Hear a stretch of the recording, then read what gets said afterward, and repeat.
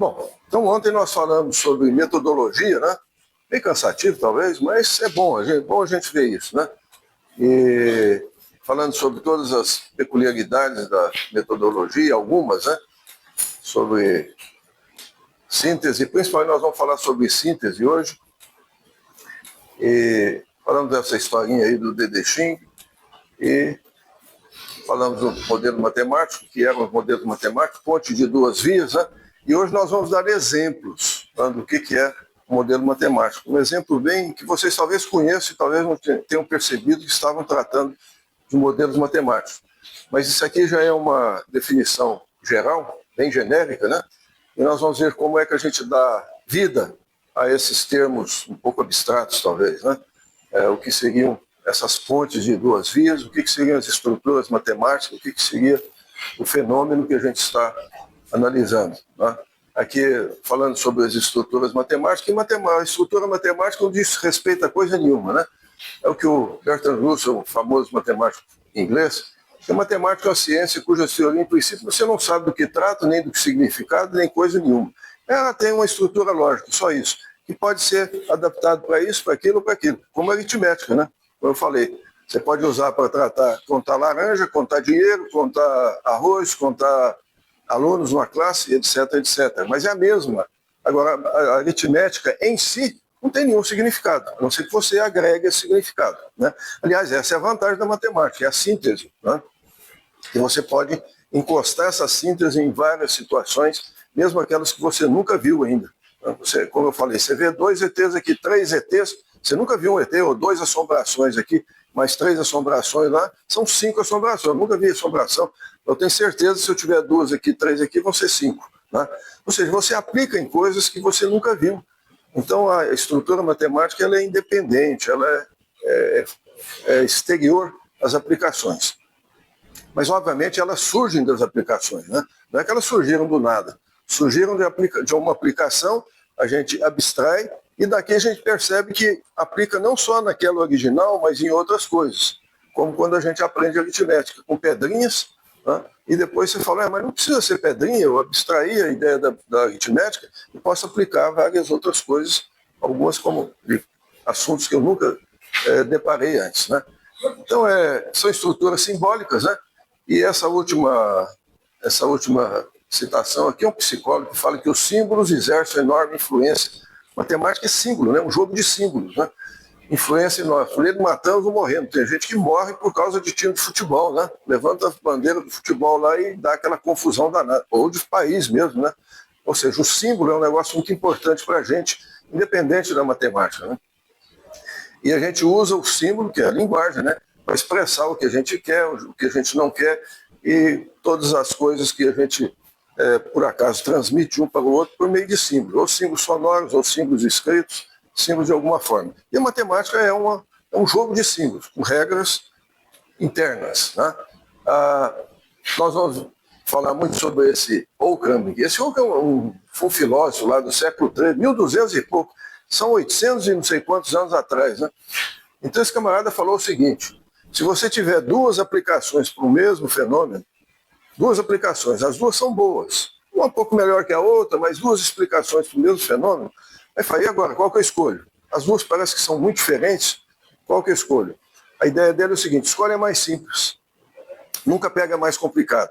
Aí você fala, é claro, a gente sempre pega a mais simples, né? Não, não é, às vezes você pega a mais complicada. E por que pega mais complicada? Porque às vezes se pega mais complicada.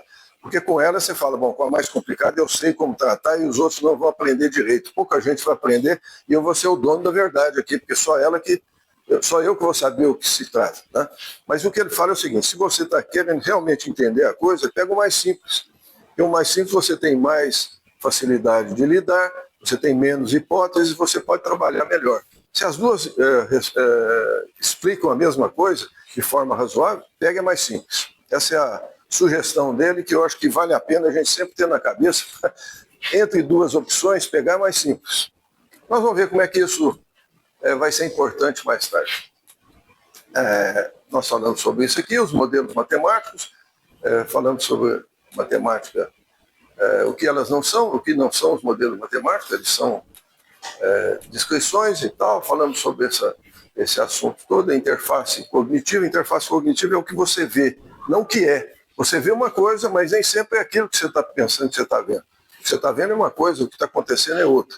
Mas a gente faz o modelo matemático no que eu estou vendo. Eu não posso fazer um modelo matemático no que eu estou vendo. Eu vejo isso, recebo essa informação, com essa informação eu faço meu modelo matemático.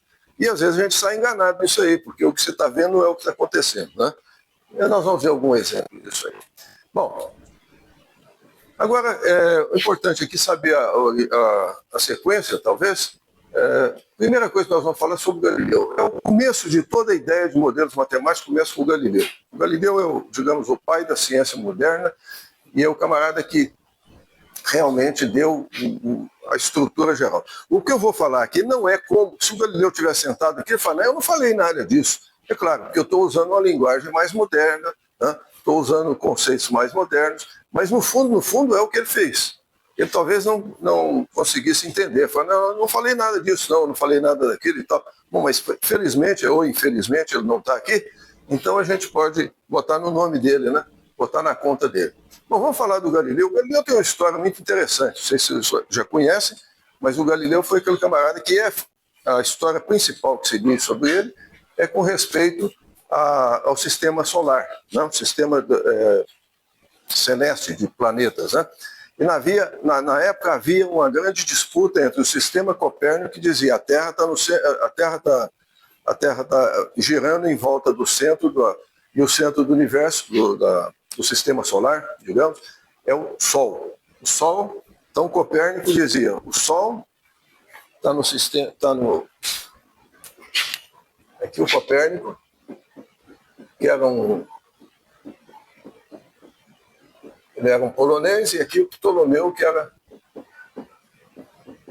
antigo. Ptolomeu é grego, na verdade do norte da África, e o Copérnico dizia o seguinte, você tem o Sol, e em volta você tem Terra e outros planetas. Essa era a explicação dele. Né? E por que eles queriam um sistema solar? Queriam um sistema solar porque queriam detectar quando é que ia ser chuva, quando é que não ia ser chuva, quando ia ser seca, quando é que era o dia do santo tal, do outro santo, etc. Comemorações da Igreja Católica. E também para os agricultores saberem quando é que eles deviam plantar isso, quando é que eles deviam plantar aquilo, para ter uma certa previsão de quando é que as coisas aconteciam. Né? Já o Ptolomeu era um negócio extremamente complicado. Não vou nem desenhar, que eu nem sei como desenhar. É um negócio extremamente complicado. Mas os dois davam descrições boas. O Ptolomeu até melhor, em alguns casos. Então você tinha um sistema do Ptolomeu, quantas pessoas conheciam isso aqui? Digamos, 10 pessoas. Quantas pessoas podiam conhecer isso aqui? 1000 pessoas conheciam isso aqui. 1000 pessoas entendiam isso aqui. Aqui 10 pessoas entendiam. Aí você já entende por que é que o Ptolomeu era usado.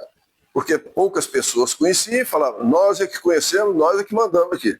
Vocês não conhecem, nós é que damos as cartas. Né? Ou seja, essa é a grande diferença. Enquanto nesse caso aqui, muita gente ia conhecer e ia dar uma dificuldade porque uns iam entrar em confronto com os outros. Né? Então Copérnico e o Ptolomeu, os dois descreviam bem as efemérides, que eram as datas onde deveria ser mais chuvoso, quando deveria ser mais quente, quando deveria ser outono, quando deveria ser verão, etc, etc. Todos os dois davam boas explicações. Então a pergunta é, mas qual que você vai escolher? Eu vou escolher esse? Vai me dar um trabalho miserável para entender isso aqui? Ou esse aqui que é mais simples? Bom, você escolhe o mais simples, não é o natural? Mas não, o pessoal escolheu o mais complicado por causa de outras razões que não tinha nada a ver com o modelo. Né? O Galileu chegou e falou, não, o modelo é esse mesmo. Eu vou com esse aqui porque esse é o mais simples. Não que ele tivesse alguma razão, exceto aquela que eu mencionei, para escolher essa aqui. A razão única era exatamente o que o William Ockham lá falava, escolha o mais simples. Escolhe o mais simples que você tem como analisar. Opa, acho que eu andei mexendo aqui.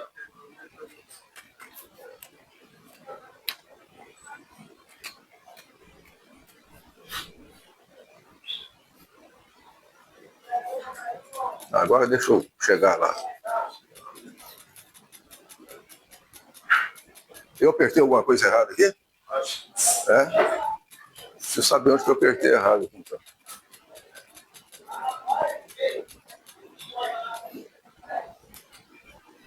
Bom, Então a ideia era essa. Com isso, o Ptolomeu ganhou muita antipatia, naturalmente, né? E ele foi muito perseguido por causa disso. A história dele é muito interessante. Ele é um camarada que o pai dele era um construtor de violino, se não me engano. Então era um camarada mais ou menos famoso lá na época. E ele teve 2 filhos, uma filha e um filho. E ele achou que ele não ia sobreviver, que a Inquisição ia acabar botando ele na fogueira. Então ele pegou a filha dele e colocou num convento. Ele achava que a filha dele era mais inteligente do que ele mesmo. Então ele manteve a correspondência com a filha durante muito tempo. Ela estava no convento e ele fora do convento, naturalmente, mas eles podiam se comunicar por carta somente, porque ela estava enclausurada lá.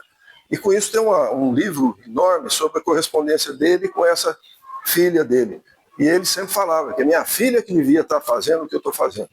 Ele era muito inteligente, mas ele achava que ela ia acabar sendo perseguida por causa dele mesmo. Então, tem uma história interessante, a biografia dele é muito interessante. Mas ele então, se tornou um copernicano, vamos dizer assim, né? Ou seja, ele se tornou um adepto desse sistema. Ele descreveu aqui, ele tem 2 livros importantes, é o Discurso e Demonstração Matemática de 2 Novas Ciências, que é o que nós vamos falar agora. E tem outro que chama Discurso, em que ele faz um diálogo. É um diálogo de 3 pessoas, um conversando com o outro, um falando que não é, o outro falando que é, e me explica isso, me explica aquilo. É interessante ler porque é um diálogo, né?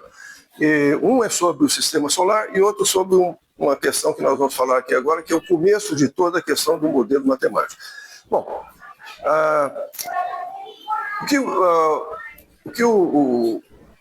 a gente poderia chamar o Galileu, que eu escrevo aqui, que é o patrono dos não conformistas. O que é não conformista? O conformista é aquele camarada que aceita tudo, né? É do jeito que tá bom para mim, eu não vou retrucar, não vou inventar coisa nenhuma, eu vou seguir o que todo mundo fala.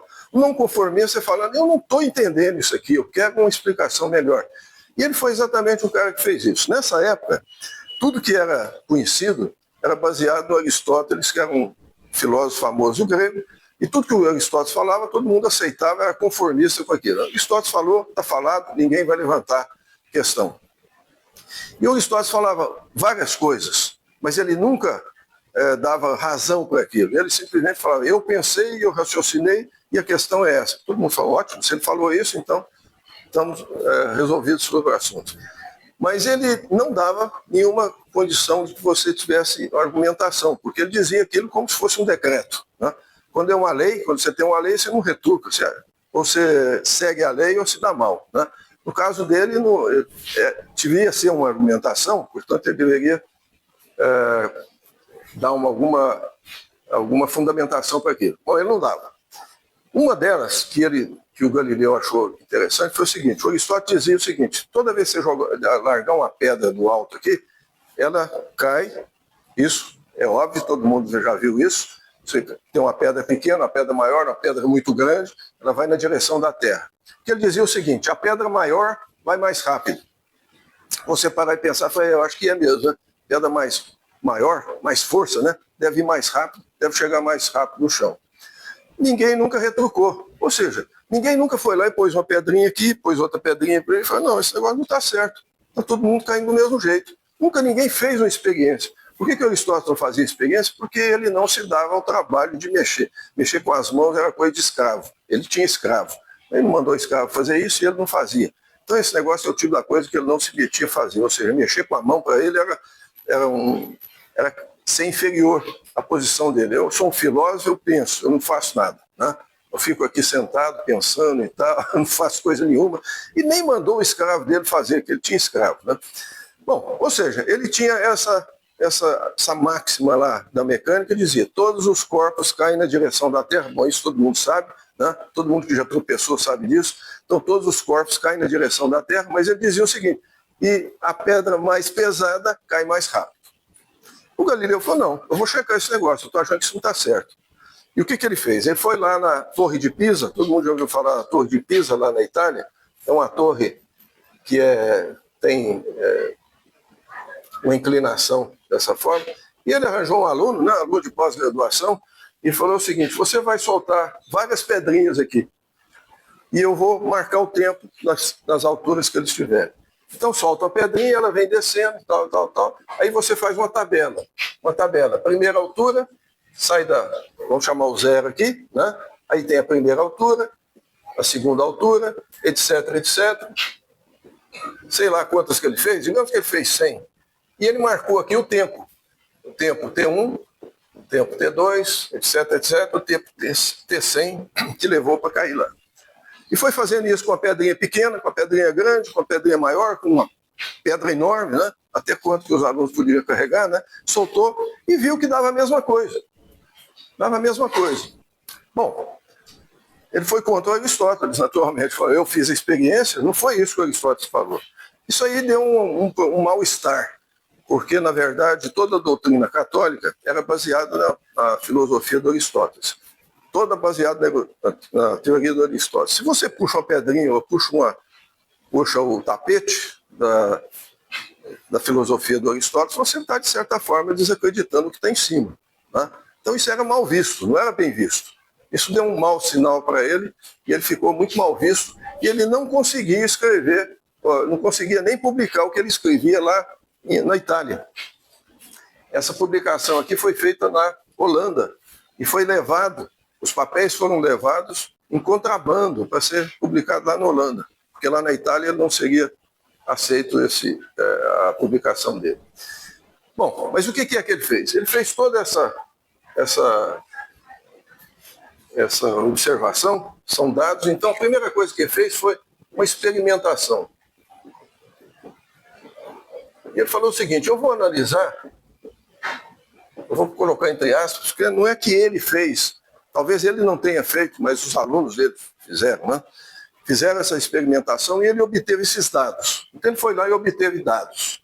Então ele tem uma tabela, ele falou, eu fiz com todas as pedrinhas, deu todo o mesmo valor. Aí você faz uma tabela, se alguém quer saber quando você vai soltar uma pedra, como é que a pedra vai cair, você olha na tabela e vê lá como é que a pedra caiu. Ótimo, uma informação importante. Né? Mas quantos números você tem aqui? Você tem 100 números aqui. Você tem uma tabela com 100 números. Você precisa andar com essa tabela para todo lado e não está entendendo bem o que está acontecendo. Você só sabe que caiu daquele jeito. E o outro vai cair daquele jeito. Isso é pouco. O que ele queria saber é o que realmente estava acontecendo aqui. Quando ele fez essa tabela, ele percebeu o seguinte, se você fizesse um gráfico aqui, não foi exatamente isso que ele fez. Se ele tivesse aqui, ele falaria, não foi isso que eu fiz, não. Mas para nós hoje seria mais interessante. Você coloca os tempos aqui, né? Os tempos, até o T100, e aqui você coloca as alturas. Altura 0, etc, etc, e você vai vendo os pontos aqui. Então, para cada T, aqui, um TK, você tem um HK aqui. Ou seja, ele pegou aquela tabela e fez um gráfico. No momento que ele fez um gráfico, ele percebeu o seguinte, que esses pontinhos aqui, eles poderiam ser razoavelmente, não exatamente, mas razoavelmente, descritos por uma equação do tipo H igual a uma constante vezes T ao quadrado. Cada um desses aqui. Não exatamente. A curva passaria um pouco fora. Você teria aqui, você teria outra, a curva passaria um pouco aqui fora e tal, mas razoavelmente próximo. Bom, se você fosse um matemático, nesse caso aqui, você fala, eu quero uma função que descreva essa tabela. O que você faria? Uma interpolação. Você já ouviu falar de interpolação? Pega um polinômio, né, em T, A0, mais A1T, mais A, aí seria aqui 99, não, vamos colocar 100. Isso aqui começa no zero, porque para T igual a zero, você tem zero mesmo. Né? E aí o que você faz? Você faz um sistema de equações. P de 0 é igual a 0. P de 1, ou P de T1, igual a H1. E vai lá até P de T100 igual a H100. Então você escreve aqui, para cada T desse você põe o valor, põe aqui, e você tem umas incógnitas aqui, que são esses A1, etc, a 100. São 100 coeficientes. Né? Todo mundo já fez isso em matemática. Né? Você quer saber um polinômio que passa naqueles pontos, você vai lá e coloca os valores, e vê agora, você força para determinar quem são esses números aqui, esses coeficientes. É um tremendo sistema de 100 equações, né? As 100 incógnitas, Digamos que você sabe resolver, é muito difícil, não é fácil, esse é outro problema, mas digamos que você sabe resolver. Muito bem, você resolveu, tá ótimo, eu também tenho. Aí você dá uma de Ptolomeu, chega lá e fala, eu tenho uma outra curva aqui. Se eu tivesse outra cor, eu tenho outra curva, e essa curva tem uma grande vantagem. Para cada ponto aqui, ela passa exatamente no valor que você obteve. E você está acreditando que aquele valor da altura é exatamente aquilo que seria naquele instante. Bom, se você pensar que o Galileu não tinha relógio celular, né? Não tinha relógio nem de ponteirinho, ele fazia tudo no pulso. Ele tinha que ficar no pulso, vendo quantos pulsos, o tempo era medido no pulso. Você vê que o valor não era muito confiável, né? Quer dizer, aquela altura, você tem que olhar mais ou menos, passou ali, você fala, bom, é mais embaixo, mais em cima? Não, mais ou menos. Então, se você está acreditando muito nisso aqui, o fato desse polinômio passar exatamente em cima daqueles pontos não é grande vantagem, porque aqueles pontos nem são muito reais, né? Aquilo foi medido meio assim, do jeito que dava. Do jeito que dava, não era muito exato. Muito bem, mas você tem aqui um modelo que é esse modelo. O seu modelo aqui é esse polinômio. Você vem aqui obter um polinômio. Bom, você olha aqui e você fala, bom, eu tenho ótima solução aqui nesse caso, mas tem uma outra solução que não é tão boa, mas agora observe o que você tem aqui. Nesse caso aqui você tem quantos... Acho que eu estou apertando coisa errada aqui. Estou querendo escrever com uma coisa e apontar com a outra. Aqui você tem 100 constantes. Aqui 100 números. Vamos só colocar números. E aqui você tem, que você não sabe, um número. Um número. Olhando aqui, você tem um número. Aqui você precisa de 100, ainda tem que resolver esse negócio todo aqui. Qual é a vantagem aqui? Obviamente a vantagem é aquela. Mesmo que essa aqui não seja uma representação exata, mas você também não está à busca de uma representação exata, porque você sabe que seus números não são exatos. Portanto, essa representação aqui é muito melhor do que essa aqui nesse aspecto. Embora esse aqui passe por cima. Isso aqui eu resolvi também. Os dois são soluções, certo? Agora, de acordo com aquele princípio que eu falei, da simplicidade, eu vou escolher o mais simples. Por quê? Porque agora eu vou descobrir quem é esse cara aqui, qual é o significado desse aqui. Esse aqui eu posso tirar o cavalinho da chuva, como se diz no interior, que eu não vou conseguir determinar. O que significa o A1? O que significa o A2? Sei lá, são números que apareceram aí dessa solução. Tem algum significado físico? Não sei. Seria muito difícil achar. Agora, esse aqui você descobre. Você descobre que esse C aqui, na verdade, é o único para todas as pedras. Então é chamado constante universal. É universal porque vale para todo o corpo. Para todo o corpo sólido que você soltar lá. Esses números aqui, se você acrescentar mais um aqui, eles vão mudar todos. Seu sistema de equações vai mudar. É igual Ptolomeu. A cada coisa que aparecia um outro planeta lá. Eu tinha que mudar aquela encrenca toda para ajeitar o negócio com um novo planeta. Então, cada vez você tinha que ajustar o negócio. Era meio como se chamava, na época de estudante, a coxambração. Você vai dando um jeito de acertar na marra ali, né? Sem argumentação. Você ajeita para dar certo. Então, é o que fazia aqui. Você, cada fenômeno que aparecia que não dava muito certo, você mudava o esquema aqui, aí acertava todos aqueles outros, mais esse que apareceu. Aqui é a mesma coisa. Se você aparece com T101 aqui, com H101 aqui, observe que ele não entrou nesse cálculo aqui. Então, se agora você coloca os anteriores mais o H101 aqui, você vai ter que mudar o polinômio todo. Mas ele vai descrever agora essa nova sequência direitinho. Ou seja, você fala, bom, aqui, cada um que aparecer aqui, eu vou ter que mudar esse polinômio. Então, esse polinômio não tem muito sentido. Né? Ele é um polinômio que apareceu ali para resolver esse problema na hora. Ele não resolve a interpretação da questão. Nesse caso, não. Uma vez que você obteve essa curva, acabou. É a curva. Se aparecer mais um ponto, essa curva tem que resolver esse problema aqui. E mais um, ela tem que resolver esse problema lá. Ou seja, é uma curva que resolve todos os problemas. O polinômio resolve aquele conjunto de problemas. Se aumentou mais um, é mais um polinômio. Então dá para observar que essa solução aqui é uma solução que não nos interessa. É uma solução que resolve. Se a pergunta é, arranja uma curva que passe por esse ponto, você fala, resolvo. Acha um polinômio, enfim. Mas essa não é a questão, na verdade. Sua questão é fazer um modelo. Isso aqui fica sendo um modelo. É uma função que você ajeita, né, se você obtém, a partir dos dados que você obteve na experimentação. Então, observe que nós temos o Galileu, o modelo de Galileu ele tem, esse aqui é mais ou menos o que eu já falei, mas ele escreve aqui que a filosofia, eu deixei em italiano mesmo, porque dá para a gente entender, né? Dá para a gente entender, apesar de ser um italiano antigo. Fala, a filosofia é escrita nesse grande livro que continuamente está aberto diante dos olhos, digo, do universo, mas não se pode entender nada antes sem entender a língua e conhecer os caracteres no qual é escrito. E ele é escrito em língua matemática. E os caracteres são triângulos, círculos e outras figuras geométricas, sem o qual é impossível a gente entender, é humanamente impossível entender. E sem esse argumento, a gente vai ficar como se num labirinto escuro. Ou seja, sem a matemática, você vai ficar sem saber o que está acontecendo.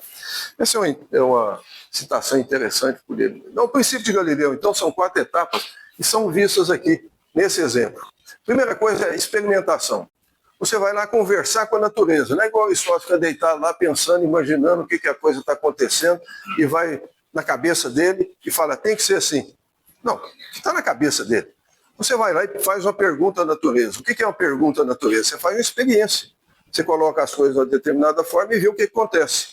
Ou você faz, ou terceiriza, né? Como eu já falei na outra aula. Às vezes você não faz, você não vai subir a escada até lá, você já está velho como Galileu, não dá para subir essa escada até lá em cima e ficar fazendo isso. Então você terceiriza, arranja alguns alunos de pós-graduação, né? E fala, vocês vão lá, um fica lá, o outro fica aqui, e ele obtém os dados a partir disso. Mas é um dado experimental, de qualquer forma. Né? Então a primeira coisa é a experimentação. A segunda é a redução. O que é redução? Redução é o seguinte, no momento em que você faz essa experiência aqui, você não está preocupado com se o dia está chuvoso, se o sol está quente, e são coisas que você fala, isso tem nada a ver com o problema. O problema é só ver a pedra cair. Então a redução, a simplificação, você não fica querendo resolver 1000 problemas de uma vez, é um problema só, é uma coisa só, é pedra caindo no teu chão. Então essa chance de resolver é muito maior. Se você põe aí mais um punhado de outras coisas para resolver, você não vai resolver nada. Então, redução. Fixa só naquilo que você está realmente interessado. E supõe que aquelas coisas que não estão influindo naquilo fiquem fora do seu cenário. Né? Essa é a segunda coisa, isso é importante, que é chamado método analítico, a caricaturização. Ou seja, você vai fazer uma caricatura do processo, você sabe disso, que é uma caricatura, uma citação que eu fiz lá atrás, né? Você vai fazer uma caricatura do processo, mas você vai olhar só naquele processo, você vai olhar só a queda da pedra, não vai olhar outras coisas, se a pedra é redonda, se é quadrada, se tem ponta, se não tem ponta, se é azul, se é vermelho, isso está fora. Se a lua é lua cheia, se é lua... Se for colocar isso tudo, é o que a ciência antiga fazia, né? Ela queria resolver tudo de uma vez só. Não, vamos resolver essa parte aqui, vamos olhar esse negócio. E vamos levar em consideração só aquilo que a gente acha, pela experiência, que realmente influi no processo. Então, essa é a segunda coisa. A outra coisa que a gente precisa, que eu não falei aqui, mas eu vou falar logo em seguida, é o modelo de mensuração. Ele tinha que saber como medir isso aqui e como medir isso aqui. Para isso você tem que ter unidades. Né? Para medir comprimento, você tem que ter unidade de comprimento. Para medir tempo, você tem que ter unidade de tempo. Isso não é uma coisa tão simples quanto parece. Nós vamos falar sobre isso logo em seguida. Então você precisa ter um modelo de mensuração. O primeiro modelo matemático que existe, que o Galileu introduziu, de certa forma, foi esse modelo de mensurização, ou mensuração, e a gente vai falar sobre isso, vai ver como isso é importante. E a quarta coisa é o seguinte, uma vez que você fez a experiência com as medidas, então você falou, eu vou ver só isso, né? Vou experimentar isso, eu agora vou reduzir, vou ver só esse processo aqui, e agora eu vou medir, é a terceira coisa, vou medir. A quarta coisa, que afinal é a síntese funcional. Achar a função que descreve esse negócio aqui. Agora, como é que o Galileu achou isso aqui?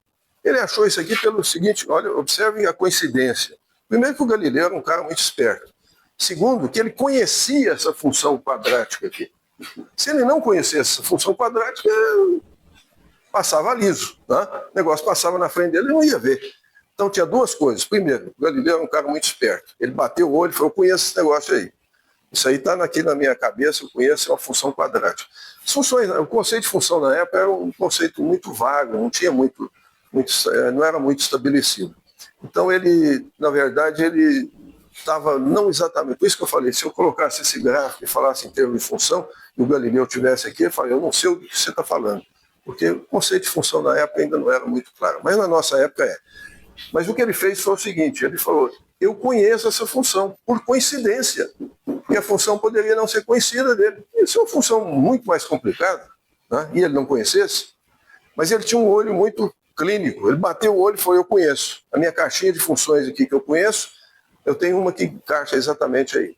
Acontece que na época, quais eram as funções que eram conhecidas? As funções quadráticas. Vocês que já estudaram geometria analítica, a primeira coisa que a gente estuda lá, depois da reta, é o quê? Funções quadráticas. Parábola, elipse, né? Hipérbole, funções quadráticas, que eram os cortes, as chamadas cônicas, né? Você cortava o cone e obtinha aquelas curvas. E eram as curvas conhecidas na época. Não era muito mais do que isso, era pouca coisa. Quer dizer, deu muita sorte, né?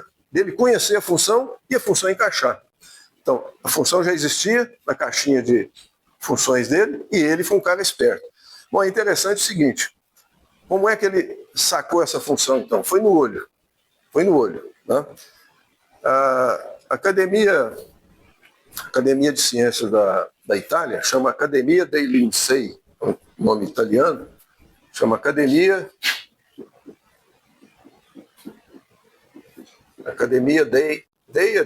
né? Lincei. Lincei, na verdade, é lince. Lince, na verdade, é uma espécie de onça.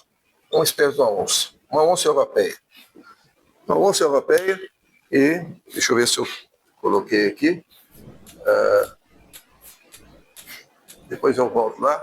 É uma onça europeia que te olha desse jeito.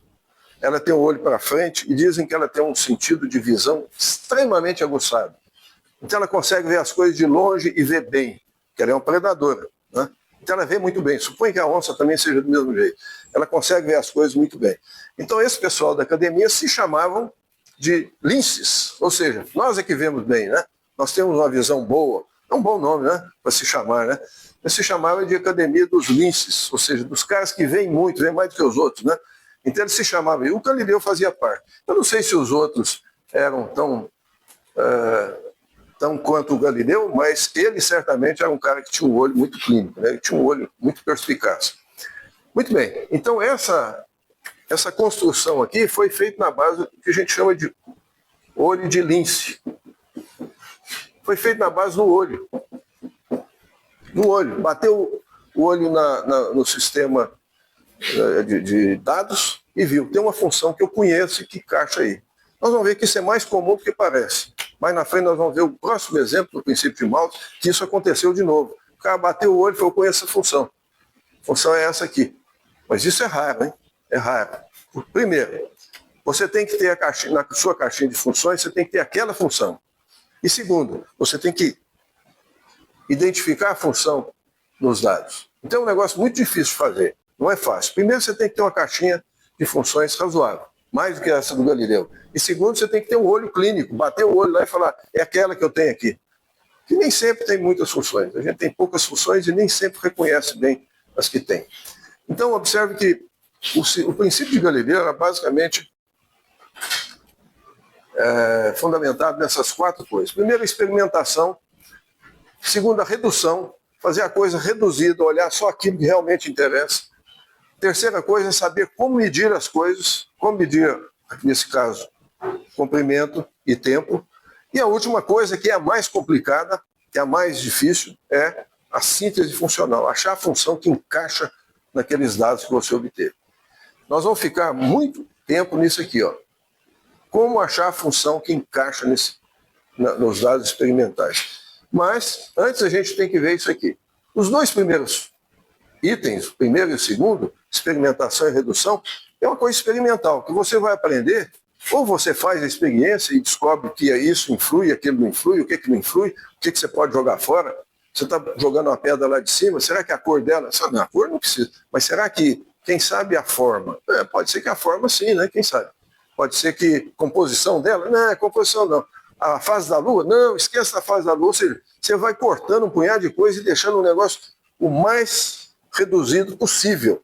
Se depois daquilo a redução for demais, você não conseguiu Aí você acrescenta alguma coisa que você acha que você jogou fora e precisava considerar. Né? Muito bem. Então, o princípio de Galileu é basicamente isso aqui. Experimentação, ou você o terceiriza. Redução, pega só aquilo que você quer realmente saber, não fica querendo resolver o mundo todo, você não vai resolver. A outra é como medir as coisas. Como é que você vai medir os negócios? Você precisa passar para a matemática. É aqui que a coisa começa a matematizar, é aqui. Quando você pega aquela altura, fala, é mais ou menos daquela altura. Não, mais ou menos me interessa, eu quero a medida. Eu quero transformar isso em números. É a primeira coisa que você matematiza numa experimentação. Medida, números, eu quero números. Né? E a outra é a função. Aí eu quero a função. Quer dizer, qual a função que relaciona aqueles números com os quais eu medi as minhas observações. Né? Essas duas coisas mostram que as duas estruturas principais que a gente tem em matemática são números e funções. Certo? Então, se você está estudando matemática, números e funções. Aprenda essas duas coisas, porque está tudo, no final das contas, reduzido a números e funções. Que números? Bom, nós temos uma classe de números, né? Números inteiros, naturais, 1, 2, 3, etc. O zero apareceu muito tempo depois, porque ninguém acreditava muito no zero. Se o zero está dizendo que é nada, então para que eu quero ele, né? Mas precisa dele sim, para dizer nada, né? Então você tem os números naturais, depois você tem os números relativos, que é um outro problema aqui, que aparece aquela questão do menos 2 às menos 3 igual a 6. Por que é isso? Mas isso a gente vai falar depois.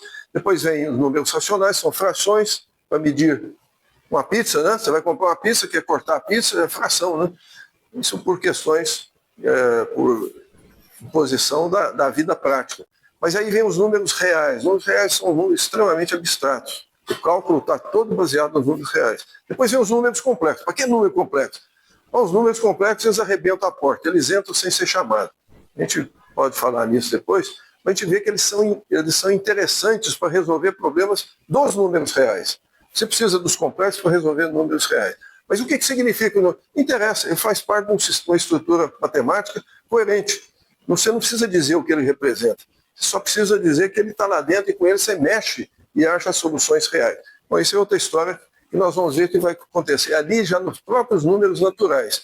Que para resolver uma sequência de números naturais, dar uma fórmula, nós vamos precisar de número irracional, que é um número real que não é inteiro. Né? Isso aí vai aparecer depois. Mas esse modelo de mensuração e essa parte mensuração e funcional é o que vai nos ocupar mais tempo, mas antes nós temos que, nós já falamos sobre isso aqui, sobre experimentação, aí a redução, nós falamos sobre isso, né? Quando você faz a redução, você tem várias hipóteses, às vezes você faz sobre o problema, essas hipóteses têm que ser coerentes. Não pode fazer uma coisa aqui e dizer uma outra coisa que seja conflitante. Então você já está saindo errado. Né? Então quando você faz hipóteses já para reduzir o problema, você já tem que fazer hipóteses que sejam coerentes. Né? Essa é uma verificação. E agora então vamos nessa parte aqui que é observações fenomenológicas, né? Uma palavra difícil de falar, né? E a estrutura matemática que é dada por números reais. Ou seja, os números reais ele tem uma história comum com a mensuração de comprimento. Então nós vamos começar a falar mensuração. O que significa mensurar uma coisa? Para mensurar uma coisa, para você medir uma coisa, você precisa ter um padrão, unidade. Então a mensuração começa com a escolha da unidade. Que tipo de coisa que a gente costuma medir? Vamos começar. O protótipo de tudo é comprimento linear.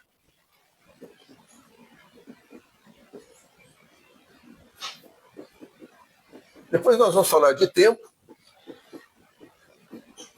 e população. Tem outras coisas também. Vou começar com população. Você vai medir a população. Aí todo mundo fala, mas é claro, eu vou medir quantas pessoas tem nessa sala, o que eu faço? Ponto 1, 2, 3, 4, 5, 6, 7, 8, número inteiro, certo? Ótimo, Então você fala, medir população, que eu vou medir população é o tamanho da população, certo? Então qual a unidade que eu uso? O pessoal, quem cria gado, fala cabeça de gado, né? Ou quem fala de gente, fala número de pessoas. Bom, tá bom, você tem um número pequeno, sim.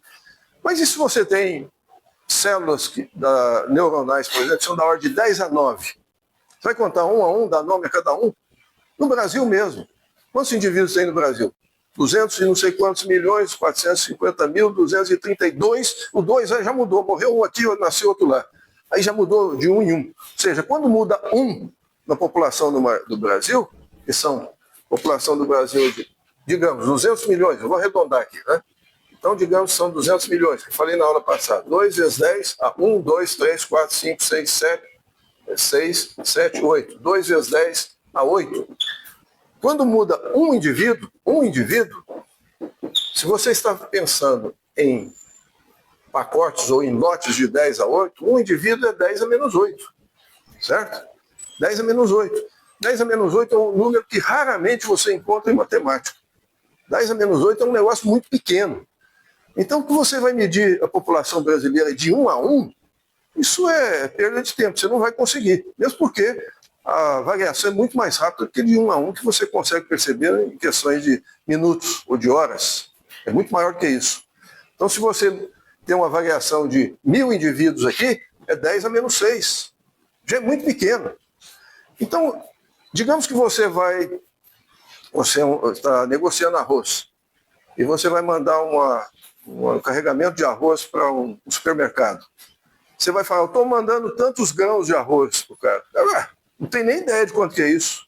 Não sei se é grande, se vai precisar um caminhão, ou um trem inteiro, ou um navio. Não sei quantos milhões ou bilhões de grãos de arroz. Ninguém mede carregamento de arroz em grão de arroz, certo? Você mede o quê? Em saco de arroz, talvez de 60 quilos? Em lotes. Você não mede de um em um. Então, a população é a mesma coisa. A população biológica são populações grandes. Você não mede cabeça por cabeça, mesmo porque você não quer dar nome às pessoas. Você mede por lotes. Então, a população aqui, você precisa de uma unidade. Uma unidade é um P0. Por exemplo, 10 a 8. 10 a 8 é um P0, uma unidade de população. 10 a 8 indivíduos, unidade de população. Aí, quando você vai medir, você vai ver quantos dessa unidade tem. Aí você vai ver que são números racionais que são muito pequenos, próximos um do outro. Por exemplo, aqui nesse caso, se você fizer de um indivíduo a um indivíduo, é de 10 a menos 8 a 10 a menos 8. Tenta fazer, por exemplo, isso aqui, nesse gráfico aqui, de 0 a 2, tenta colocar um ponto e outro na distância 10 a menos 8 aqui. Você vai ver que o computador não faz isso. A tinta vai cair uma em cima da outra. Quer dizer, 10 a menos 8 aqui é imperceptível. Você está essencialmente passando na reta toda. O seu olho você não vê. Para você ver isso, você teria que fazer um microscópio aqui que aumentasse de 10 a 8. Aí sim, aí você veria aqui, aqui morreu um cara, aqui nasceu outro, aí mudou tanto aqui. A população mudou. Mas você tem que ter um tremendo microscópio para ver isso. Você não faz isso. Então, quando você analisa uma população, o tamanho de uma população biológica, principalmente, grandes populações, como eu falei para vocês, a população do Brasil é uma grande população. De Tabatinga já é uma grande população. Né? Já é uma população grande. Você pensar, grande população, não sei quantos habitantes tem aqui, mas se você olhar, você não vai ver de um em um, porque morre gente, nasce gente o tempo todo. Então, o que você faz não é contar de um em um. Você conta em lotes. Mas, principalmente, grandes populações biológicas são da ordem de 10 a 8, 10 a 6, 10 a 9. Número de neurônios, 10 a 9. Número de conexões, 10 a 11. Número de células no seu organismo, 10 a 11. Número de células de tal tipo de sistema imunológico por volta de 10 a 8. Ou seja, com a população do Brasil. Você não conta isso de um em um. Você conta isso em lotes. Isso, lote significa unidade. Então você usa unidade. Mas a unidade pode ser, por exemplo, 10 a menos 8, mas pode ser 10 a menos 6. Pode ser o que você quiser. A sua conveniência, você que escolhe. Isso aí não é a natureza que te dá. Você não, infelizmente ou felizmente, você pode ter um jogo de escolha aqui. Nós vamos ver que isso é importante. Essa escolha, essa variação da unidade é muito importante. Bom, falando de população, isso para ninguém ficar pensando que toda vez que a gente fala de população, está contando de 1 a 1. Quando você conta de 1 a 1, é porque é uma população pequena. Eu já falei na aula passada, quando você trata de população pequena, o problema biológico fica mais complicado. É mais complicado que uma população grande. Mas uma população pequena, aí você pode eventualmente tratar de 1 em 1. Você tem uma classe, por exemplo, você é professor de uma classe, a classe tem 50 alunos, você não vai falar um lote de 50, eu tenho um lote, né? Aí você vai falar de um em um, certo? Aí você vai tratar individualmente. Aí é um caso de populações pequenas. Mas a situação biológica é outra. A situação biológica são populações grandes, muito grandes. E de tal forma grandes que nós, às vezes, consideramos o limite infinito. Você fala, como é que eu vou considerar uma população infinita? Nós vamos chegar lá. Mas isso é uma conveniência matemática, só não é uma observação. Mas o que eu quero deixar claro aqui é o seguinte: população não se mede necessariamente, e em geral não é, a medida de um em um, cabeça por cabeça. Em geral é por lotes. Né? Pensa na produção de arroz. O cara vai mandar o tanto de grãos de arroz. Ó, eu estou mandando tantos grãos de arroz para você e estou cobrando tanto por cada grão de arroz. Ah, mas como é que eu vou contar quantos grãos de arroz? Claro que não. Eu vou mandar ou caminhões de arroz, né? Se for um grande produtor, caminhões de arroz. É o lote dele. Né? Ou então vou mandar sacos de arroz de 60 quilos, ou quem sabe sacos de 10 quilos. Né? Mas ele tem lotes. Ele não vai mandar uma medida da população de grãos de arroz em número de grão em grão, certo? Vou deixar um exercício para vocês. Parece um exercício bobo, mas não é. Sem olhar na internet, sem nada, sem nem conversar com ninguém, não é para fazer agora não. Eu queria que vocês dissessem o seguinte: quantos grãos de arroz você acha que tem num saco de 60 quilos? Vocês vão ter que ficar imaginando. Tá? Isso é para vocês imaginarem e pensar. E me dá uma resposta. Não estou falando, exato, como é que pode ser? Pode ter um a mais. Eu não estou querendo um a mais, eu estou querendo um lote. Quantos, em média? Faça uma ideia, um grão de arroz é um negócio cilíndrico desse tamanho, portanto o cilindro, o raio tanto. Aí vocês vão fazendo, vão ver o que é. Tá? Vamos tendo uma ideia. É só para ter uma avaliação. Só para aparecer uma coisa, que número que eu ponho aqui? Se alguém chegasse para você, te dou 10 minutos para você me dizer quantos grãos de arroz tem num saco de 60 e você pode acertar isso numa faixa de 1.000, erro de 1.000. Senão você está perdido, você vai em cana. Né? Ou você ia ficar esperto, né? Você ia conseguir dar alguma resposta. Quando vocês sentarem e falar, eu vou tirar uma ideia daqui. Isso é importante em matemática, principalmente em matemática aplicada, você avaliar. Para que ordem? É bilhões, trilhões, quatrilhões, quinqualhões, milhões? Quantos? É bem diferente, né? De milhão para bilhão, uma diferença enorme. Tá bom, depois vocês me dão a resposta. Mas observe o seguinte, não vai olhar no chat GPT ou sei lá o que, né? Senão não adianta, então não é você que está fazendo, né? Senão, ó, se vocês ficarem fiados na inteligência artificial, vocês vão perder o emprego mais tarde, porque o que vocês fizerem, a inteligência artificial vai fazer melhor que vocês nesse aspecto. Então tentem fazer aquilo que a inteligência artificial não faz. Né? Bom, tudo bem. Mas então vamos voltar aqui. Vamos voltar ao comprimento linear. Isso é muito importante porque o conceito de números, número real, vem muito do comprimento linear. Quando você vai medir um comprimento linear, você tem que ter um padrão. Primeira coisa é padrão. Ah, é metro. Não, metro é uma convenção. Ah, teve um rei da Inglaterra que instituiu a polegada. Era essa parte aqui do corpo dele. Depois um palmo. Depois a jarda, que era da ponta do nariz dele à ponta do dedo.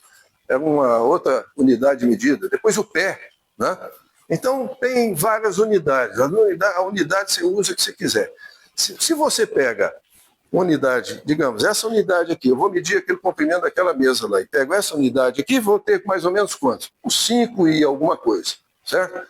Disso aqui, digamos. Tá? Se eu pego a metade disso aqui, eu vou ter 10, mais ou menos, que é o dobro disso aqui, certo? Se eu vou pegando menor, eu vou precisar de um número maior para medir aquela mesa ali. Quer dizer, quanto menor a unidade, maior o número que eu vou usar para medir. Então, quando você fala, nossa, que negócio é grande, ele mede 3.400. Mas 3.400 o quê? Milímetros? Quilômetros? Você tem que ver a unidade, certo? Então, conforme você diminui o tamanho da unidade, a medida da mesma coisa aumenta em número. O número aumenta, certo? Então, você tem um controle sobre esse número que aparece lá. Esse número pode ser muito grande e muito pequeno. Se você usa um angstrom, o que é o angstrom? É o raio do átomo de hidrogênio. É muito pequeno. Se eu uso o angstrom para medir essa mesa aqui, vai dar um número estapafúrdio, enorme.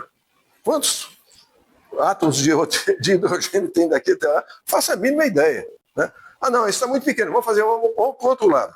Pegar uma medida, a unidade anos-luz. O que é anos-luz? É a distância que a luz anda em um ano. Nossa, isso é muito grande. Né? Isso aí é só para astrônomo medir. Não, você pode usar isso também. Agora, vai medir essa mesa aqui em anos-luz. Vai dar um número pequenininho, tão pequeno que você não consegue escrever no computador. 10 a menos sei lá quanto. Isso é um exercício para vocês também. Qual a medida dessa mesa em anos-luz? Que número que vai dar? 10 a menos o quê? Um número extremamente pequeno. Ou seja, a moral da história é o seguinte, essa mesa, qual a medida dela? Pode ser qualquer número. Entre 0 e infinito, qualquer número. Basta você mudar a unidade. Certo? Mudou a unidade, diminui a unidade, aumenta o número. Diminui mais a unidade, aumenta mais o número. Aumentei a unidade, o número diminui. Certo? Então observe que há uma relação entre o número que representa a medida dessa mesa e a unidade que eu escolhi. Mas fala, não, e qual é a unidade certa? Não tem unidade certa. Você escolhe o que você quiser, isso é do freguês. O freguês usa o que ele quiser. Se ele quiser, gosta de encrencar, ele usa um angstrom para medir isso aqui, vai no computador e não consegue pôr o número lá. Porque não tem representação para um número tão pequeno no computador. Ou se ele usa anos-luz, é a mesma coisa no sentido contrário. Né? Ou seja, é conveniência, não é necessidade. Então a sua unidade é uma conveniência. Você usa, se você está medindo coisas no seu ambiente, por exemplo, o metro é uma medida que é da ordem do nosso comprimento de corpo. Não é nem muito pequeno, nem muito maior que a nossa altura. Então isso significa que é uma medida que se compara com a sua altura, né? Ou com a altura de alguma pessoa. Então se fala, aqui tem 20 metros, você fala mais ou menos 20 pessoas seguidas, assim, né? Mais ou menos, né? Um pouco menos, um pouco mais, dependendo do que você está pensando. Mas você tem uma ideia. Quer dizer, se você tem uma ideia da unidade, você tem uma ideia das medidas. E a unidade você escolhe de acordo por conveniência, não por necessidade lógica, nem científica. Você escolhe para te dar um número razoável, nem muito grande, nem muito pequeno. Você não gosta de trabalhar com um número muito grande, nem com um número muito pequeno. Números exatos, pequenos ou grandes, só atrapalham. O computador nem aceita. Né? Então, a primeira lição disso aqui é que a unidade é a escolha do freguês e ele tem liberdade, então ele deve escolher da melhor forma possível para a conveniência dele. Não da ciência. A ciência tem nada a ver com isso. Certo? Então isso é importante. Unidade, ninguém te força, a não ser a lei, né? Aí no Brasil, se você vai dar a metragem do seu terreno, tem que ser em metro. Então chama metragem, né? Você não pode chegar lá e falar, ó, eu medi meu dedo aqui, dá tantos dedos aqui de comprimento. Não, isso não vale, isso legalmente não vale. Mas isso é outro problema. Estou falando cientificamente, você pode medir o seu terreno lá, à frente da sua casa, com a unidade que você quiser. São tantos passos meus, ou tantos passos não sei de quem, ou tantas jardas, ou tantos pés, ou você faz o que você quiser. Né? Para você. Não interessa. Agora, legalmente isso é outra questão. O metro é usado como medida padrão. Quanto é essa medida? É uma medida que está lá em Paris, ninguém vai nem lá saber quanto que é, né? Para ter certeza de que aquilo é o que eu estou chamando de metro aqui. Mas isso é só padrão, é uma conveniência só, é uma convenção só. Bom, aí surge o seguinte problema. Você vai lá e escolhe a unidade. Essa é a unidade de comprimento. Isso não é matemática. Isso aqui é uma experiência. Eu vou lá e fixo aquele número. Isso não é matemática. Todo mundo fala, ele traçou um segmento de reto, portanto já é matemática. Não é matemática. Isso não é matemática. Aí eu chego aqui e falo, agora eu tenho esse comprimento aqui. Isso também não é matemática. Isso é um pedaço de linha aqui só. Por enquanto é um pedaço de linha. E a pergunta é, qual é a medida desse comprimento com essa unidade? Essa unidade, então, eu vou chamar de L, L0. L0 é um número? Não é um número. L0 é um símbolo para dizer, aquela é a minha unidade. Eu quero saber como é que eu vou medir isso aqui com aquilo lá. Bom, qual é a regra? A regra é o seguinte, eu vou colocando L0 aqui, mais um L0 aqui, 2L0, mais 3L0, mais 4L0, mais 5L0, mais 6L0, e aí o 7L0 daria aqui. Então eu paro no 5L0. Mas não deu. Aí se você quiser dar, se você não tem subdivisão, você fala, olha, o negócio é um pouco maior que 5L0, e maior que 6L0 e menor que 7L0. Certo? Então o que você pode dar, fala, se eu não tenho divisão, é isso. Você fala, não, aí o interlocutor, né, que está pedindo a medida, fala, não, mas eu preciso mais do que isso. Você fala, tá bom, eu vou pegar metade aqui. Metade de L0. Então esse aqui vai ser o meu L1. Eu vou pegar essa medida. Agora sim, eu vou pegar cada um desses aqui, vou dar 2 vezes aquilo lá. E eu já tenho mais um aqui, ó. Então aqui eu tenho todas as metades aqui, né? todas as metades, que vão ser 12 meio L0, mais esse aqui. Mas o próximo meio L0 cai aqui, ó. Isso aqui dá meio L0. Então aqui dá 12 L0, né? As 12 metades aqui, mais um meio L0, que foi esse aqui, né? E depois tem mais esse aqui. Aí o cara fala, não, também não gostei. Meio L0 é muito pequeno, é espírito de porco exigente, né? Não gostei, quero mais. Quero uma coisa mais exata. Você fala, tá bom, então eu vou pegar 1/4. Bom, eu não vou desenhar mais, porque o desenho já está feio aqui, essas alturas. No 1/4 você já vê que eu vou pegar 4 vezes tudo aquilo que eu tenho aqui e vou pegar mais alguns aqui. 1/4 de L0 até aqui. E vou aí adiante, né? É isso que a gente faz, né? Só que no sistema decimal você não divide por meio, você divide por 10, certo? Se o cara não gosta, eu já vou logo dividir por 10, quem sabe aí ele aceita a próxima vez. Se não aceitar, eu já divido por 10 de novo. Então você pega metro ou pega quilômetro, né? Depois vai cortando por 10, 1/10 de quilômetro, até, a gente nem usa isso, né? 1/10 de décimo, etc, etc. Aí depois metro, depois decímetro, que a gente nem usa, centímetro, milímetro, vai dividindo por 10. Né? Vai pegando, cada vez você pega 1/10 do anterior. É o sistema decimal. Agora acontece o seguinte, pode ser que você nunca chegue aqui nesse ponto, não é verdade? Dá um azar desgraçado, nunca consigo chegar lá. Eu vou cortando, cortando, cortando e a coisa vai chegando perto, mas nunca chega lá. O que acontece? Isso está dizendo que essa medida, esse comprimento aqui é incomensurável com relação àquele. Incomensurável no seguinte sentido, não tem um número finito de subdivisões que você faz do L0, que você vai lá, encaixa e dá exatamente para o final daquela medida. Certo? Então o número é incomensurável. Isso foi o grande problema dos gregos quando eles fizeram. Pega isso aqui, uma unidade, L0. Pega isso aqui, L0, unidade. Esse aqui é L0, esse aqui é L0. Agora tenta medir esse L aqui. Não havia meio. O número disso aqui não era comensurável. Você não tinha um número finito de divisões aqui nesses segmentos aqui, e para que encaixasse exatamente nesse. Era um número irracional. Né? Se aquele era 1, o outro era a raiz de 2. Mas a raiz de 2 é um número irracional. Você precisa de uma quantidade infinita de subdivisões para chegar lá. Mas infinito naquela época não era um negócio muito bem aceito. Até hoje a gente fica meio pegado nesse negócio do infinito. Mas é a única forma de resolver esse problema. Porque para você medir aquela medida com aquele negócio lá, não dá. Ele vai sempre sobrar alguma coisa. E você vai ter que sempre repartir de novo. E se o seu interlocutor for exigente, ele vai pedir mais. E vai por aí afora. Então, fica a seguinte questão. Se eu quero medir comprimento, números racionais não são suficientes. Certo? Eu preciso dos números irracionais, ou seja, dos números reais. É toda a ideia do número real. É o contínuo, é chamado contínuo. É um termo que vem do latim. Contínuo é exatamente essa reta que tem toda essa extensão, não tem buracos. Porque isso aqui, do jeito que está aqui, essa reta aqui, por exemplo, se eu fizer rebater esse aqui, ela cairia num lugar aqui que é um buraco. Não tem número racional aqui nesse lugar. Eu estou desenhando grande para você ver, mas obviamente ele não tem essa dimensão aqui, né? Estou só dando fazendo um zoom aqui, né? Um zoom infinito, na verdade, né? Porque ali entre um número racional, irracional e outro racional, um número racional, digamos, um número racional e outro racional, tem muitos números ali. Mas aqui não tem esse buraco que é um número irracional. Ele não é completo. A reta racional não é completa. Fica faltando coisa. Com ela você não consegue medir isso aqui. Essa é a primeira coisa, que é uma coisa não trivial. É difícil a gente aceitar isso. Mas o fundo é da mensuração.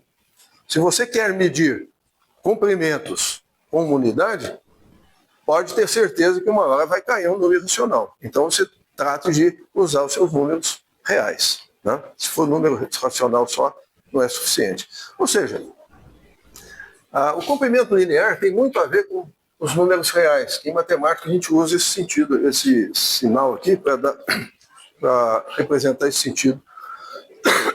Que é uma das coisas mais difíceis do cálculo. É você fazer a ideia dos números reais. E para que a gente precisa dessa encrenca, desse infinito? Precisa dessa encrenca ter uma situação tão simples quanto essa, você não consegue medir essa hipotenusa se você não tiver números reais. Se tiver só números racionais, você não mede a hipotenusa. Você pode medir aproximações, mas não medir o valor exato. Como em matemática a gente sempre quer, está sempre atrás da coisa exata, né? Então eu preciso dos números reais. Então os números reais vieram aí exatamente no conceito de medida. Quando você vai medir peso, por exemplo, vocês se lembram da balancinha lá? Não sei se vocês são da época, mas vocês vão medir o peso desse objeto aqui. O que vocês vão fazendo aqui? Vocês têm diversos padrões aqui, né? Lembra que eram uns pezinhos assim? E de cada um desses tinha um punhado, né? Aí você punha desse aqui, punha um, não, o negócio lá está mais alto. Punha dois, está mais alto. Três, puxou para cá, então você põe dois. Mesma coisa que eu fiz aqui. Aí você vem com esse, põe um. Foi demais? Então pega o próximo. Para cada um desses aqui você tem um punhado, né? E vai pondo, conforme você vai pondo os pezinhos, você vai chegando próximo do valor do peso daquele outro lado, certo? Você tem que ir escolhendo, sempre aproximando por falta. Nunca por excesso, sempre por falta. Vai chegando por um número menor do que esse, certo? Que é o mesmo processo de mensuração de pesos. É a mesma ideia da construção de números reais. A ideia de construção de números reais é a construção de medida de peso ou medida de comprimento. Com o tempo, a coisa é mais complicada ainda, porque eu não tenho padrões infinitamente pequenos de tempo. Na física, o padrão menor, eu não sei qual é hoje, mas seria vibrações de um átomo.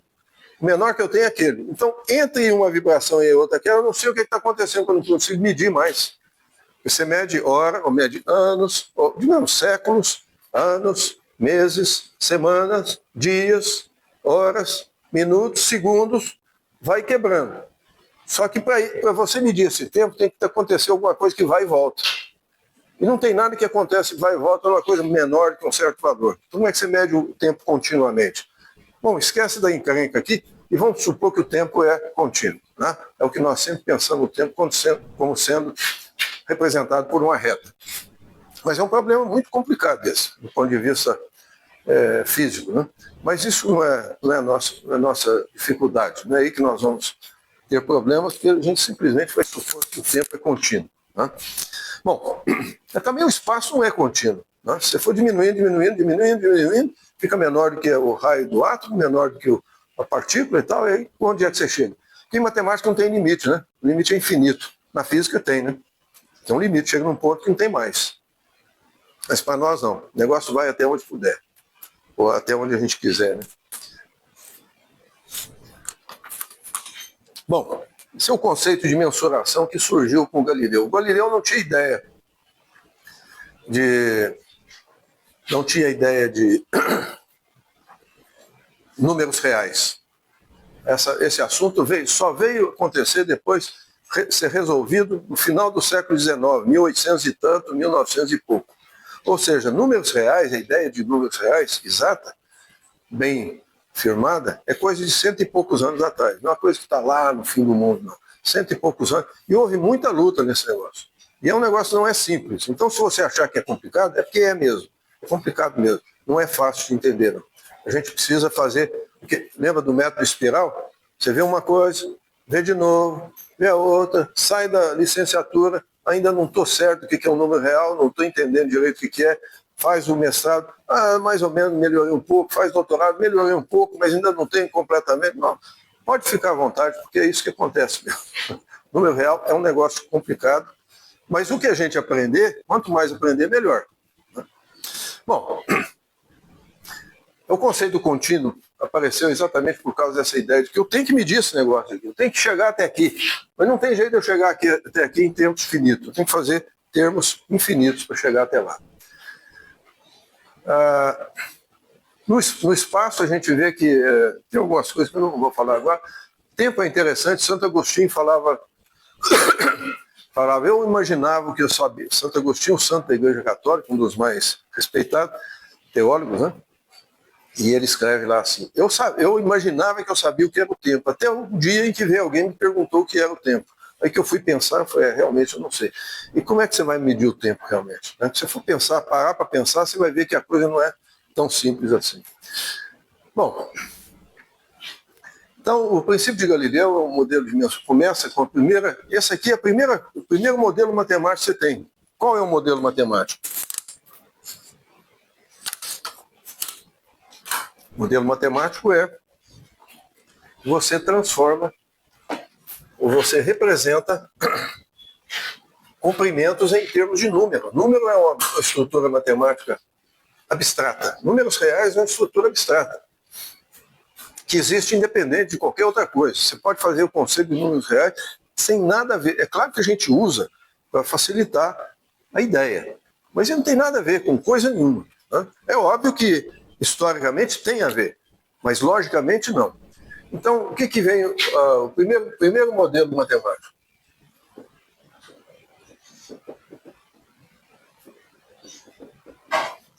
Representação que você tem aqui. Você tem comprimentos, e aqui desse lado você tem números reais. Uma estrutura abstrata aqui. Desse lado você tem o quê? Retas. Segmento de reta. Coisas concretas, vamos dizer assim. Pelo menos até um certo ponto, concretas. Né? Comprimento de reta. E desse lado você tem o quê? Números reais. Uma coisa completamente abstrata. Que pode ser usada para um punhado de outras coisas. É a síntese matemática. Agora, você vai e volta.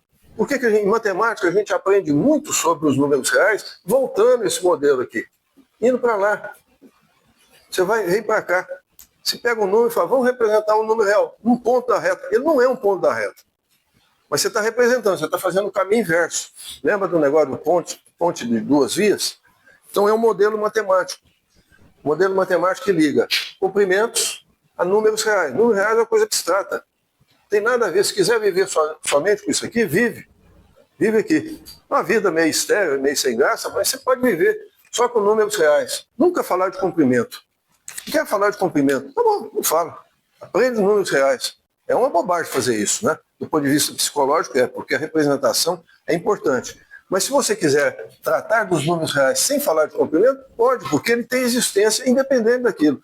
O que faz essa conexão aqui é esse modelo matemático. Isso aqui é um modelo matemático. E tem uma ponte de duas vias. Um número representado num ponto, um ponto representando no número. Vai para um lado, vai para o outro. Certo? E a gente usa essa ponte, tal como vocês usam aqui daqui para Colômbia, da Colômbia para cá, né? Você vai para lá e vem para cá. Ou seja, uma hora é interessante você ir para o lado. É mais barato comprar aqui, outra hora é mais barato comprar lá, né? Qualquer coisa desse tipo. Então aqui, às vezes, é interessante você tratar do ponto de vista abstrato, às vezes não, às vezes, a maioria das vezes é interessante você tratar do ponto de vista geométrico e da representação de uma reta, certo? Que, aliás, muita gente escreve a reta real. A reta não é real, a reta é um negócio concreto. Já os números reais não, são abstratos. Apesar de chamar real, ele é abstrato, é uma coisa interessante isso, né? Aliás, é uma coisa interessante porque os números racionais não são nada de racional. Que racional que tem isso? Tem nada, né? Relativo também não é relativo a coisa nenhuma. Números reais não são reais, eles são abstratos. E o número complexo não é complexo, ele é até relativamente simples, né? Então os nomes em matemática são assim meio desconectados do que realmente representa o objeto, né? O número real é um negócio que existe mesmo, que chama número real. Não, é exatamente a coisa mais abstrata que tem em matemática, o número real. É o menos real que tem, né? É o mais abstrato. Morreu todo mundo, acabou o número real, não existe mais. O número real está na cabeça de cada um aqui só. Bom, então esse é o primeiro modelo, é o modelo matemático do Galileu. Eu posso também pensar aqui no tempo. Não tem nem como desenhar o tempo aqui e fazer essa conexão. Para lá e para cá. Pensar o número real como um instante e o instante como um número real. Eu posso fazer essas conexões também aqui com o tempo. População já fica um pouco mais difícil, porque a população é sempre um número finito de indivíduos. Mas se a população for muito grande, você pode pensar na população como sendo contínua. Por exemplo, como eu falei para vocês, pega aqui a população do Brasil. Mas você não vai medir aqui em indivíduos, você vai medir em lotes de 10 a 8. 10 a 8, 100 milhões. Né? Então, significa que a população do Brasil vai chegar aqui. Agora, quando você mede de 1 em 1, digamos que você vê a evolução da população do Brasil, você vem aqui e coloca aqui. Aqui você coloca aqui, vamos colocar semanas, o intervalo aqui. Aí você vai ter pontinhos assim. Na verdade, esse pontinho está exagerado. Na verdade, se eu fizesse assim, seria melhor. Não é verdade? vocês não conseguiriam ver a distância. Se ali embaixo fosse 2 semanas, aqui, desculpa, esse 2 não é aqui, esse 2 é aqui. Aqui é o tempo, né? Vamos dizer, 50 anos. Aqui. Se eu fosse medir no tempo aqui e colocar a população, você teria esses pontinhos aqui bem apertadinhos. Quando você olha de longe, quando você olha daí, por exemplo, e eu faço aqui, por exemplo, o que vocês veem daí? Vocês veem uma curva, né? Mas não tem curva nenhuma ali, não é verdade? Tem curva ali? Não tem. Vocês estão interpolando por conta de vocês, porque acontece que eu não desenhei essa parte aqui, essa parte aqui era assim, ó, e essa outra era assim. Eu não desenhei. Levei vocês na conversa, porque eu coloquei só os pontinhos, e o que vocês fizeram? O cérebro de vocês imediatamente completa aquilo da forma mais simples. Quem é que foi pensar numa ponta daquela lá? Nossa, eu podia tanto pensar nessa ponta, como podia pensar nessa ponta aqui, né? Qualquer coisa. Eu poderia pensar aqui como uma coisa, fazendo isso aqui. Um monte de coisa poderia ter acontecido ali. Mas você pensa, o seu cérebro automaticamente ele coloca a coisa mais simples, que seja mais fácil de você lembrar ali. Se eu chegar aqui para vocês e fizer um desenho desse tipo aqui, assim.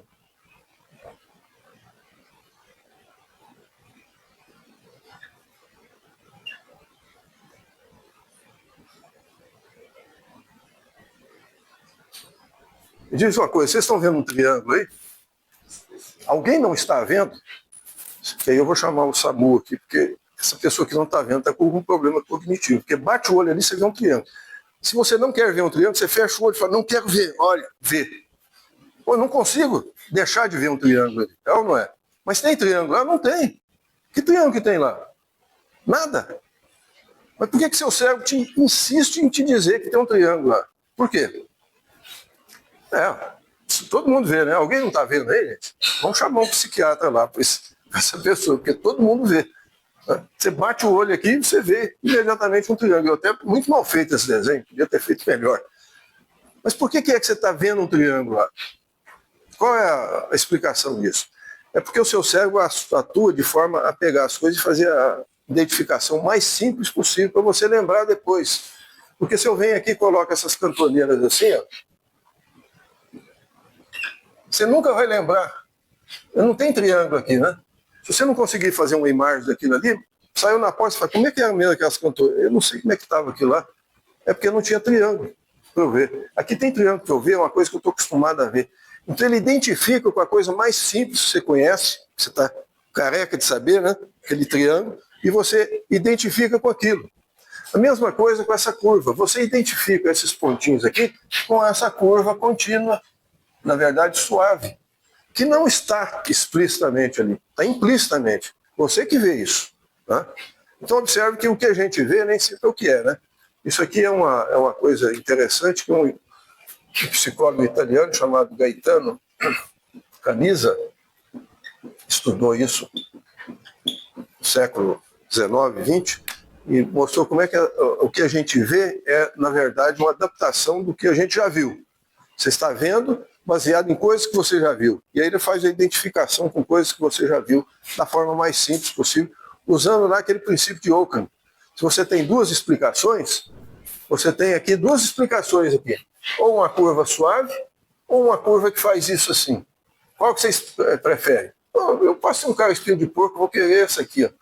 Mas por que você quer essa? Tem que dar uma explicação porque tem aqui a ponta ali. Por que você não viu o suave? Né?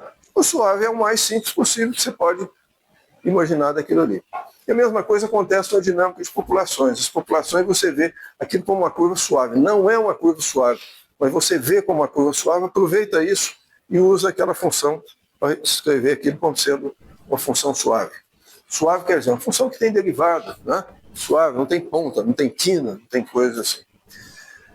Então o primeiro modelo matemático que a gente tem aqui é o modelo de mensuração, que foi introduzido pelo Galileu. Esse é o primeiro modelo matemático que a gente está cansado de ver. Agora, a população, como eu disse para vocês, você pode identificar números racionais ou números naturais, mas no infinito, no limite você pode identificar com números reais também. Eu estou medindo a população. Né?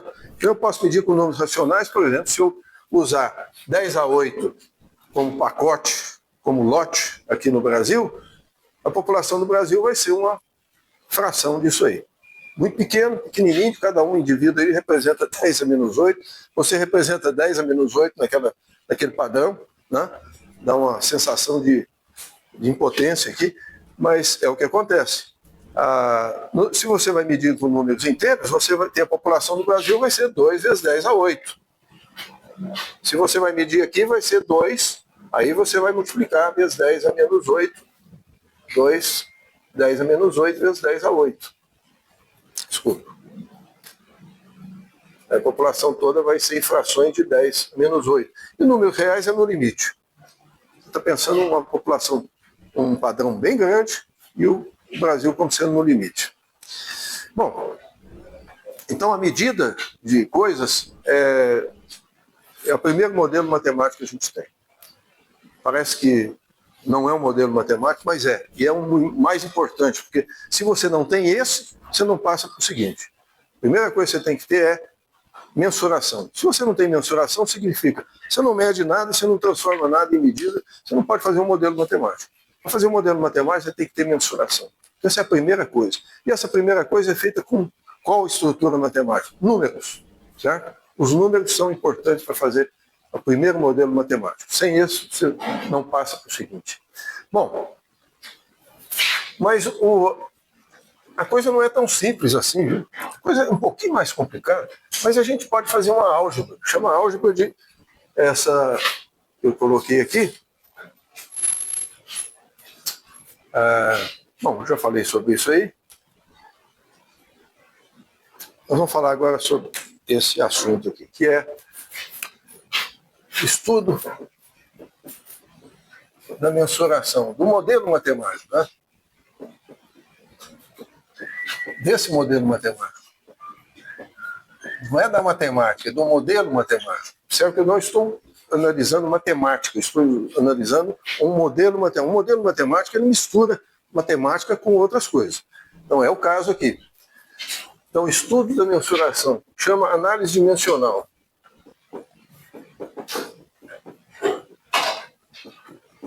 Na verdade, não devia chamar análise, devia chamar álgebra dimensional. Porque não, a gente não usa análise. A análise tem um sentido mais de limite, de coisa de números reais. Aqui a gente é mais uma álgebra. Que é o seguinte, quando você tem, vamos começar lá no comprimento, você tem L0, unidade de comprimento. Unidade de comprimento. Então, isso aqui é uma unidade. Isso aqui não é matemática, não é coisa nenhuma, é unidade de comprimento. Isso aí é mais marcenaria do que matemática, né? Ela tem uma medida, acabou, é aquela medida ali, a unidade que ele tem. Não interessa que unidade, pode ser centímetro, metro, pode ser um pedaço de pau qualquer lá, tá? Um pedaço de comprimento qualquer. Isso aqui não é matemática, por enquanto. Aí você tem uma medida. Uma medida é um número real, vamos colocar R vezes 0. Esse aqui é um número real. Agora já começou a matemática a entrar aqui. Agora já é matemática aplicada. É uma coisa que não é matemática, é o L0. O L0 você escolhe, não é imaginando, igual Aristóteles, fica deitado na cama imaginando. Não, você vai lá e fala, esse aqui é o meu L0. Aqui é um negócio palpável, certo? No momento que você coloca o número real aqui, agora é uma medida. A medida é o R, mas associado ao R de 0. Suponha agora que você tem uma nova unidade.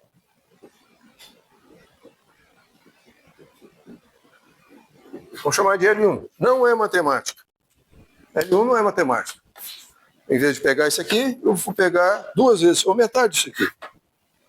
É um outro negócio, esse apagador aqui. Pronto, outra metade. Isso não é matemática. É um outro pedaço de coisa aqui, certo? Bom, mas essa nova unidade pode ser medida em termos da unidade anterior, que é um comprimento, certo? Então vamos supor que aqui, isso aqui é L1, eu vou escrever assim, como L0, ou L1, L0. Ou seja, o L1 tem essa medida no L0. A pergunta é, muito bem, essa medida aqui, qual é essa medida agora no L1? Como é que eu meço? Você pode pensar o seguinte, eu estava medindo uma coisa em metros. Não, agora eu quero medir em centímetros. Então tinha 3 metros. Mas agora eu quero medir em centímetro. O centímetro é o quê? É 1/100º do metro. Né?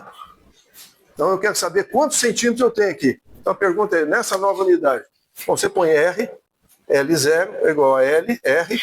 Quanto que é o L0? L0 é 1 sobre L1 do L1. Então vai ser R, L1 sobre R1. Esse aqui é o R1. Então, essa aqui é igual a isso aqui. Ou seja, essa medida é a mesma medida disso aqui, só que eu tenho que mudar o número. Como é que eu tive que mudar o número? Dessa forma. Então é uma álgebra que você tem que fazer ali. Você lembra da história que se eu aumentar muito a unidade, o número que vai multiplicar é menor. Se eu diminuir a unidade, o número que vai multiplicar é maior. Experimente fazer isso com centímetro e metro, por exemplo. É exatamente a ideia. Mas observe como é que a álgebra é simples. É só você substituir aqui. É uma álgebra. Né? Bom, mas e se você vai medir, por exemplo, área? Supõe que você vai medir área. A área já não dá para medir por comprimento, né? Você não mede uma área uma área de 10 metros. Não existe isso. Não existe área de 10 metros. Né? Não existe. A área não é comprimento. A área é medida com relação a quê? Você tem que ter um padrão. Qual é a unidade de medida que você tem? Bom, unidade. Então, toda vez que eu tenho que fazer uma medida, eu tenho que arranjar uma unidade. Um quadradinho. É o mais simples. Eu posso fazer um triângulo também, se quiser. Um círculo, um disco não é uma boa ideia, porque o disco não encaixa bem. Né? Então, um quadradinho é melhor. Então, se você depois vai medir um negócio desse aqui, por exemplo, com bolinhas aqui, vai ser um problema danado, vai ficar cheio de frestinho. É claro que se você usar quadradinho, também vai, né? Mas você vai diminuindo. Muito bem. Mas que unidade é essa? Essa unidade, você usa, essa unidade, já que você tem uma unidade de comprimento, você usa essa aqui, pegando L0 como sendo o lado do quadrado. Então, a unidade aqui, de área, é chamada A.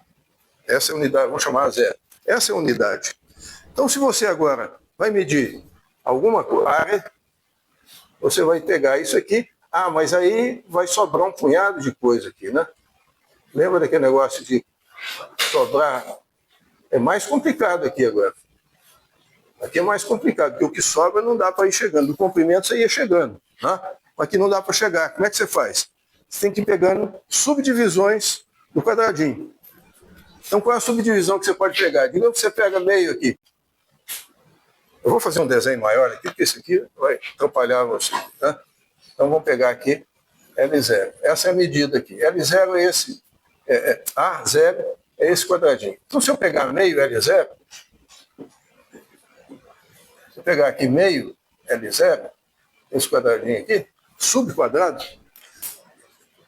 digamos que eu tenho uma medida de 5 a 0. Eu quero saber isso agora em termos desse quadradinho aqui, que eu vou chamar de A1. Quantos A1 aqui? Quantos A1 eu vou ter? Bom, eu tenho que ver agora quantos A1, quantos A0 eu tenho em A1. Então, A1 são quantos? São 4. A0, vamos chamar. A0 são 4 A1, certo? São 4. 1, 2, 3, 4. 4 A1. Então, quando você agora vai fazer a nova medida do A1, você vai ter que ver essa substituição aqui. No lugar do A0, você coloca 5 vezes 4 A1. Não é isso que eu estou falando ali? Portanto, isso aqui vai ser 20 A1. Esse é o R. Né? Então, agora observe que você dividiu no meio, mas não ficou multiplicado por 2, ficou multiplicado por 4. Então, por essa razão, a álgebra aqui faz o seguinte, o A1, a gente chama o A0 como sendo L0 ao quadrado. Isso é uma notação. Não é uma multiplicação, é uma notação simbólica. Simbólica. Não é matemática isso aqui, é uma notação simbólica. Agora, o A1, eu vou chamar como L1 ao quadrado. Só que o L0, o L1, é meio L0. Então, se eu fizer isso dessa forma, observe que isso aqui vai ser 1/4 de L0 ao quadrado. Essa é a álgebra que eu posso usar aqui. E aí a álgebra funciona perfeitamente. Então, a álgebra de dimensão é feita dessa forma.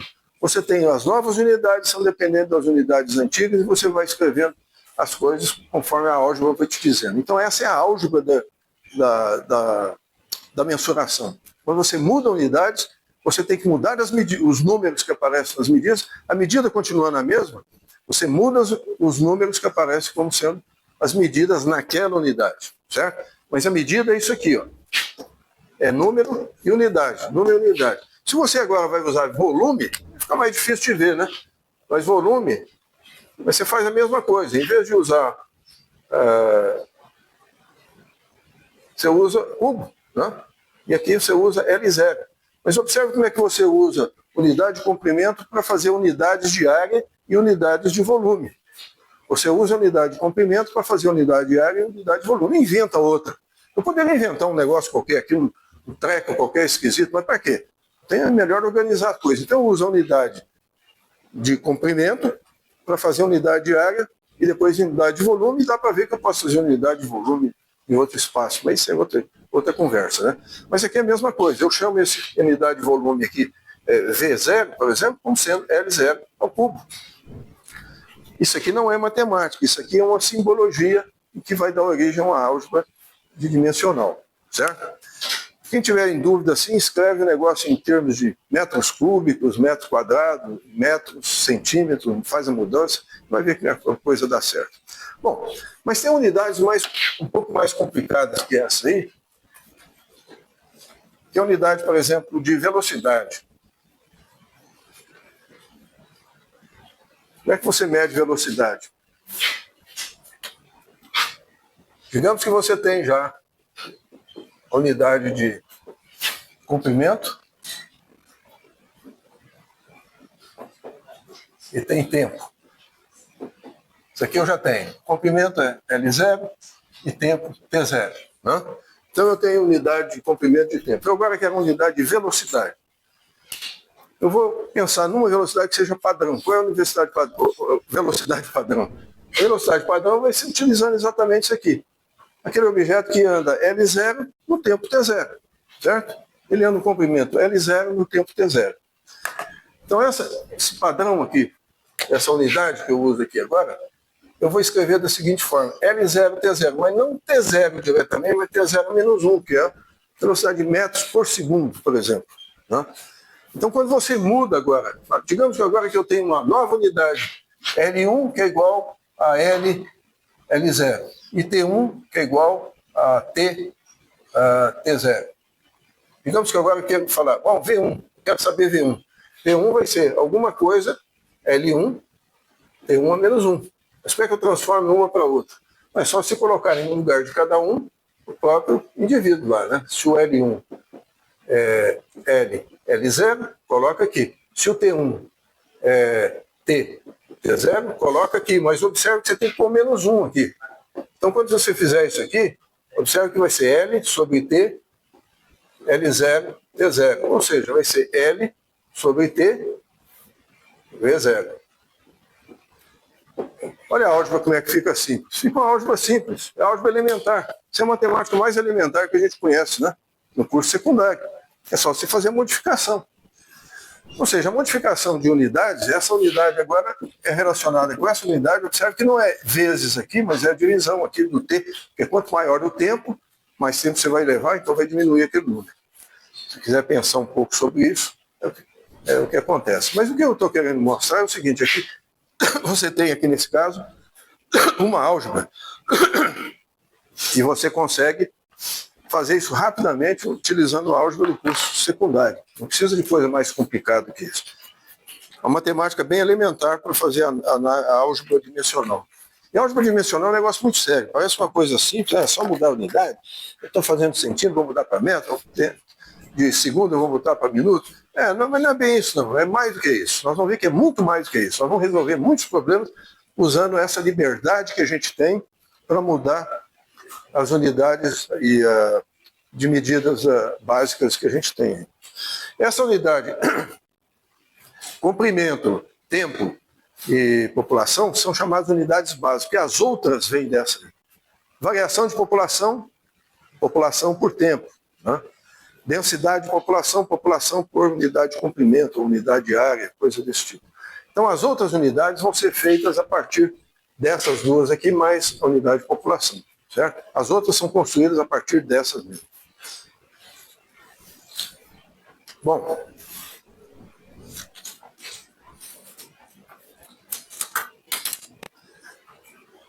Deixa eu dar só um exemplo aqui, que vai deixar muita gente encucada, que é o seguinte. Suponha que você tem um círculo. Para que você tenha esse círculo, esse disco, na verdade, basta que você dê o raio. Se me deu o raio, eu te arranjo o disco, certo? Não tem outra coisa a ser determinada. Não tem cor, não tem peso, não tem dia do ano, não tem idade minha nem sua, não tem coisa nenhuma. Deu o R, eu te dou o disco, certo? Me dá o R, dou o disco. Deu R, dou o disco. Muito bem. Então, isso aqui é uma medida de comprimento, certo? Agora, a circunferência é outra medida de comprimento. Os dois são medidas de comprimento. Digamos que os dois sejam medidos em L0. Então, te dá um R, você vai lá e obtém o comprimento. O que é que você sabe? A única coisa que você sabe é que a medida do L em L0, da circunferência, que seria C, L0, o C é igual a uma função matemática, que não tem nada a ver com unidade. Nada a ver com unidade, de R. Por que não tem nada a ver? Porque não tem nada a ver. Dado R, eu tenho C. Dado esse número, eu tenho esse. Só que, mudando a unidade de comprimento, esse número aqui varia, não mexe. Lembra disso? Comprimento da mesa. Tem angstrom, o negócio fica enorme. Tem anos-luz, o negócio fica muito pequeno. Tem metro que fica no meio do caminho. Vou aumentando a unidade aqui, o número vai diminuindo, que mede o comprimento da mesa, certo? Então aquele número ali, ele fica esticando para lá e para cá, desde o número que eu quiser. Não incluindo zero, não incluindo infinito, certo? Posso pôr o número que eu quiser ali, certo? E todos eles vão valer. Tá claro? Agora, suponha que eu faça muito esperto, eu vou fazer o seguinte. Qual unidade que eu vou pegar de comprimento? Eu vou pegar o chamado unidade intrínseca. Unidade intrínseca significa uma unidade que o próprio modelo já está te dizendo. Por que você não pega aquele comprimento lá? Eu posso pegar qualquer um. Já me deram a liberdade de pegar qualquer um, então eu vou pegar qualquer um. Qual que eu vou pegar? Comprimento R, como sendo unidade. Ou seja, eu vou pegar digamos que esse L0 seja metros. Isso aqui seja 5 metros. Então eu vou pegar agora qual unidade? 5 metros. 5 metros vai ser minha unidade de comprimento. Aí o disco vai ser o quê? Unitário. O círculo vai ser unitário. Certo? Isso é um negócio que quando eu estudava matemática no curso secundário, eu lembro que eu pegava o livro de matemática e uma página está aqui. Isso aqui é o círculo unitário. Estudando geometria, trigonometria, né? A gente sempre usa o círculo unitário. Esse aqui é o círculo unitário, papapá. Chegava na outra página, ele punha um círculo unitário desse tamanho. Eu tenho um negócio errado aqui. Se esse é unitário, como é que esse outro aqui é unitário? Tem alguma coisa estranha aqui. Falta do cara dizer, eu estou tomando a unidade de raio como sendo a unidade de comprimento, portanto é unitário. Mas não falava isso. Quer dizer, acho que o professor ou o escritor do livro não entendia a coisa. Então ele deixava de dizer isso. Ou então achava que a gente era inteligente demais, que a gente ia sacar isso. E duas uma, ou ele era menos inteligente ou a gente era mais inteligente, eu não sei o que acontecia. E tinha uma defasagem entre professor e aluno aí. Porque aparecia o círculo unitário desse tamanho e desse tamanho. Eu tinha que explicar por que ele tomou de tamanho diferente e chamava unitário. Né? A gente pensava, bom, deve ser uma unidade que é só aquela. Mas aí aparece outro maior, que diabo, esse aqui é unitário também? Bom, é que aquele comprimento é tomado como medida unitária. Então, se eu tomar agora esse R como sendo a unidade de medida, essa equação vai valer. Ela não vale para qualquer unidade? Deve valer, né? E quando você faz essa coisa aqui, você diz só que o C é uma dependência direta do R, não tem nada interferindo no meio. Dado o R, tem um C. Seja lá que unidade for. Pode ser em qualquer unidade. Bom, então vamos pegar o R. Quando você pega o R, quanto é que vai ser essa medida aqui? Esse número aqui? 1. Certo? E esse aqui vai ser quanto? Esse aqui você vai ter que dividir por R, para ver quantos R's tem aí. Certo? Então eu tenho isso aqui. C sobre R é igual a φ de 1. Não é verdade? Ah, você tirou daqui e jogou... Não, não tirei daqui e joguei para lá, não. Eu estou analisando a coisa em termos dimensionais. Eu não tirei o R e joguei para lá, não. Porque eu não sei se o φ é linear. Eu não sei se o φ é linear. O que eu sei é que, dado um R, eu tenho um C. Portanto, tem uma função aqui. que relaciona uma coisa com a outra, um número com o outro. E essa função não depende da unidade. Se dependesse da unidade, tinha outra variável ali para dizer isso, que a função muda com a unidade. Não tem outra variável. Então, eu tenho C, o Aφ de 1 vezes R. Ou seja, aí sim eu descubro que o comprimento da circunferência é linearmente proporcional ao comprimento do raio. Uma fórmula simples. Mas essa fórmula não está claro que é simples aqui. Não está claro que é simples. A pergunta agora é o seguinte: quem é o C? Quem é o φ de 1, desculpa? Quem é o φ de 1?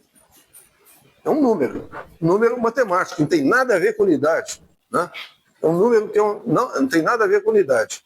É um número matemático. Bom, todo mundo sabe qual é o φ, né? Porque você sabe a fórmula do círculo com relação ao R. Mas para você achar esse número é um trabalho desgraçado, não é um trabalho como eu fiz. O que eu fiz aqui? Nada. Só analisei dimensional e fiz uma pequena continha de curso secundário, ou primário até. Né? E cheguei a essa conclusão aqui, que não é uma conclusão trivial, não, é difícil saber. Mas agora, para eu saber isso aqui a mais, uma coisinha a mais. Lembra eu fiz do gráfico do Murray Pareto?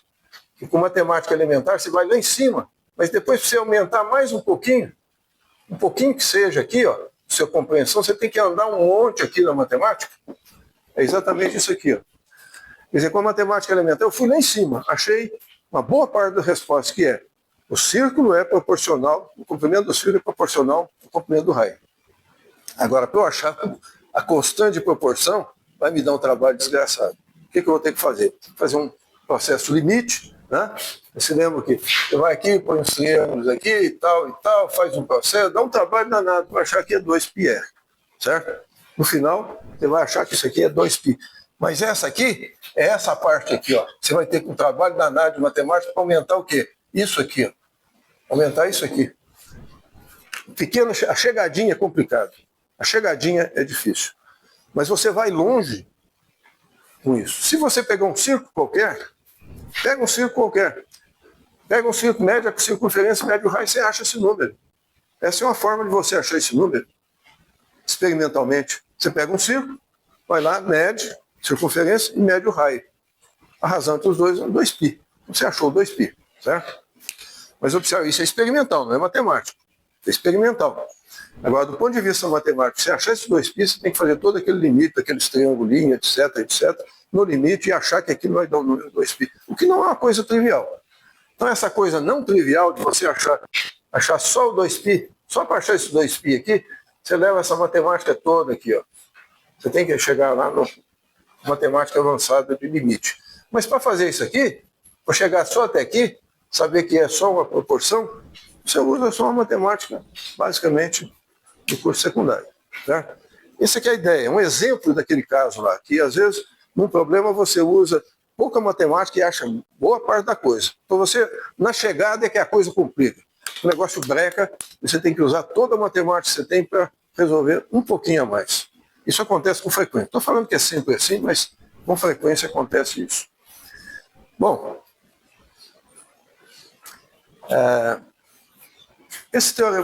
uma coisa interessante aqui, vou contar uma história, já que eu falei que história é uma coisa que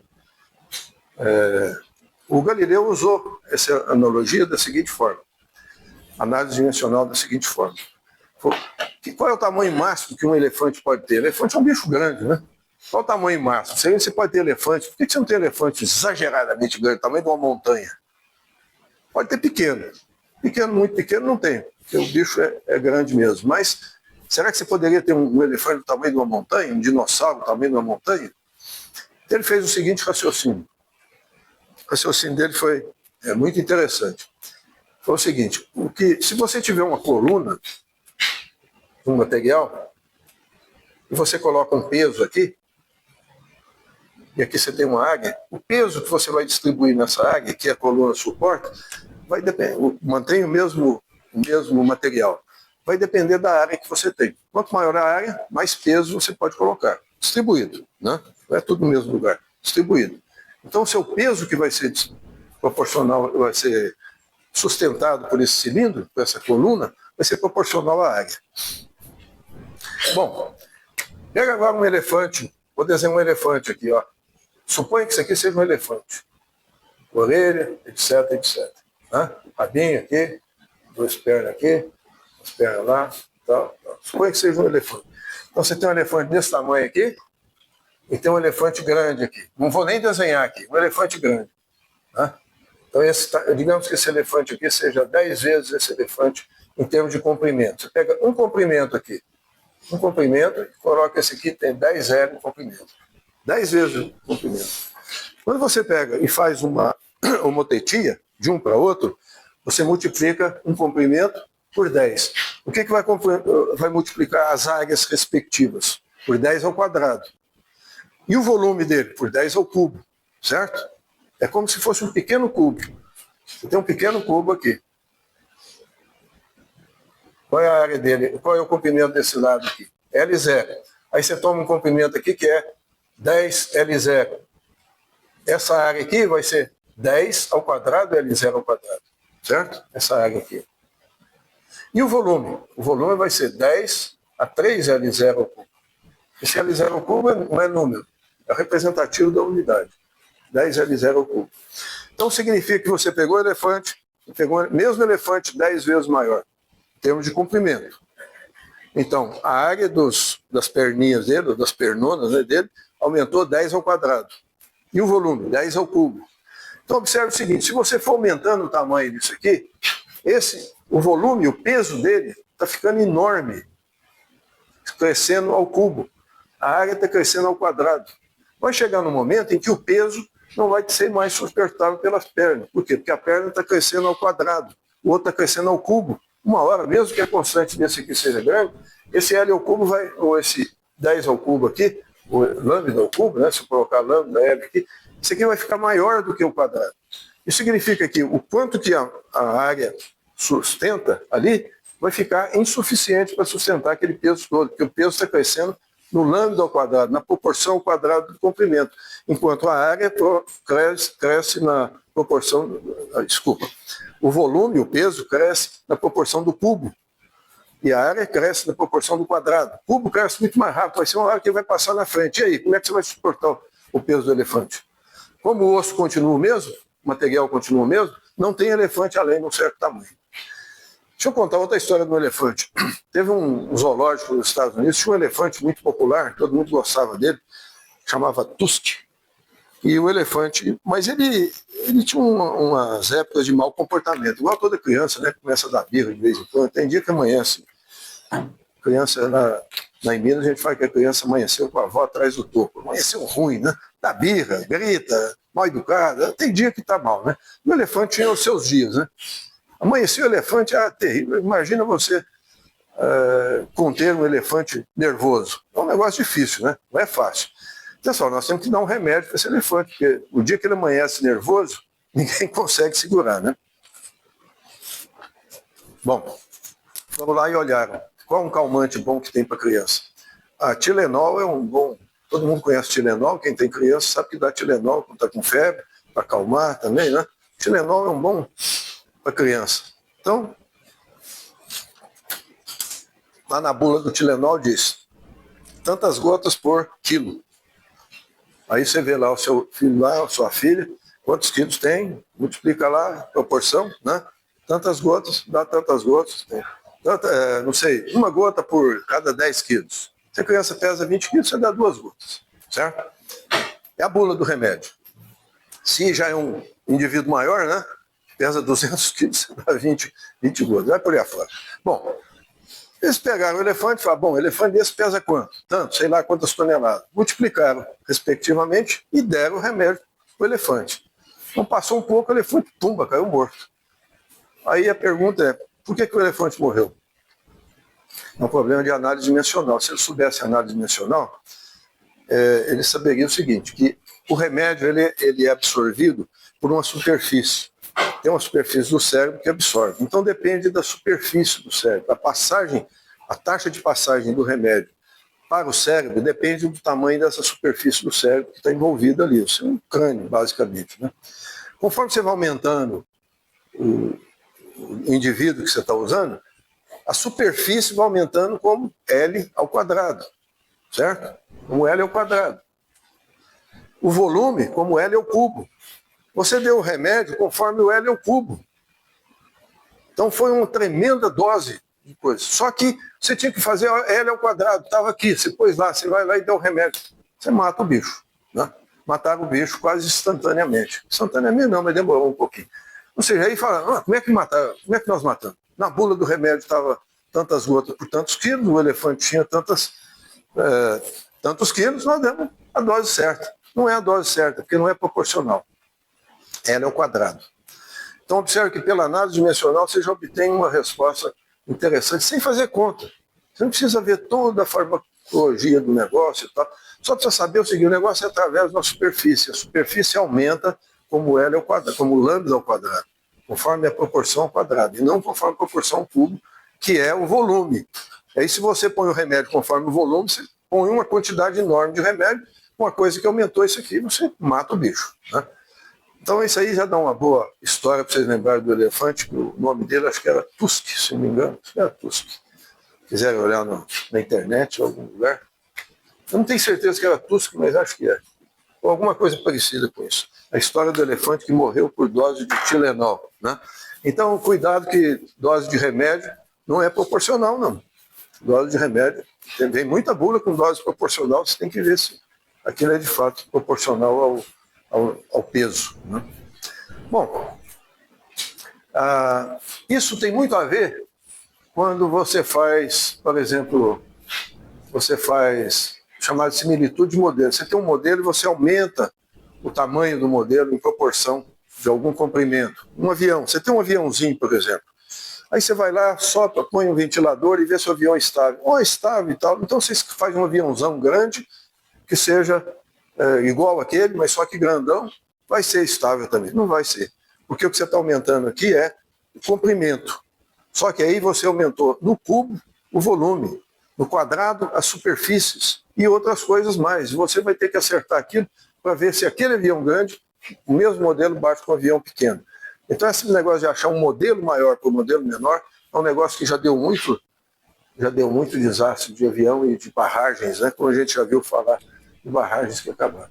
Bom, então o que você tem, qual é a moral de todo amanhã hoje? É o seguinte, o Galileu fala, faz uma experimentação ou terceiriza. Arranja alguém que faça para você e te passe as informações.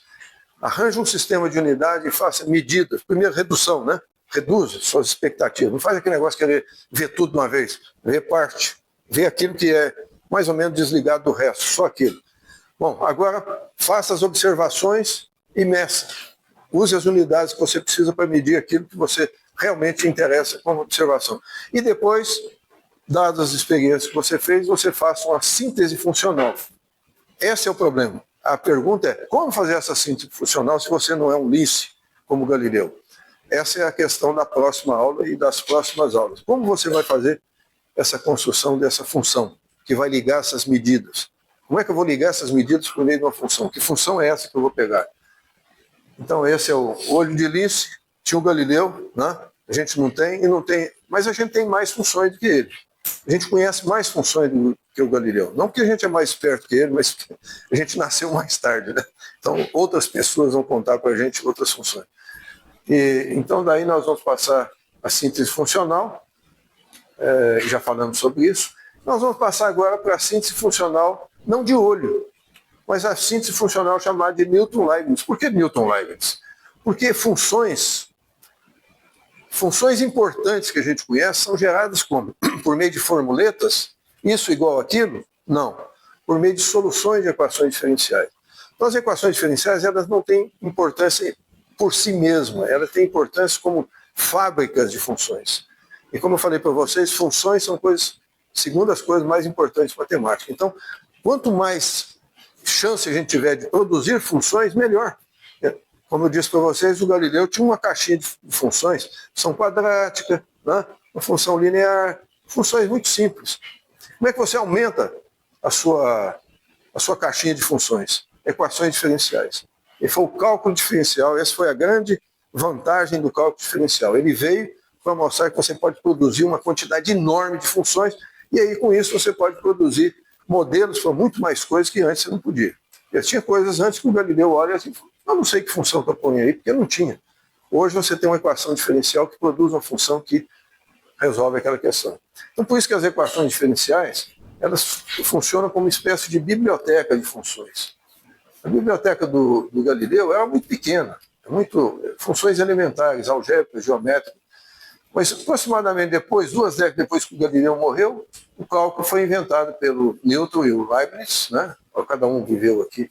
O Galileu morreu em 1642, o Newton nasceu em 43, inventou o cálculo aí por volta de 1700, então o Galileu já estava morto e enterrado.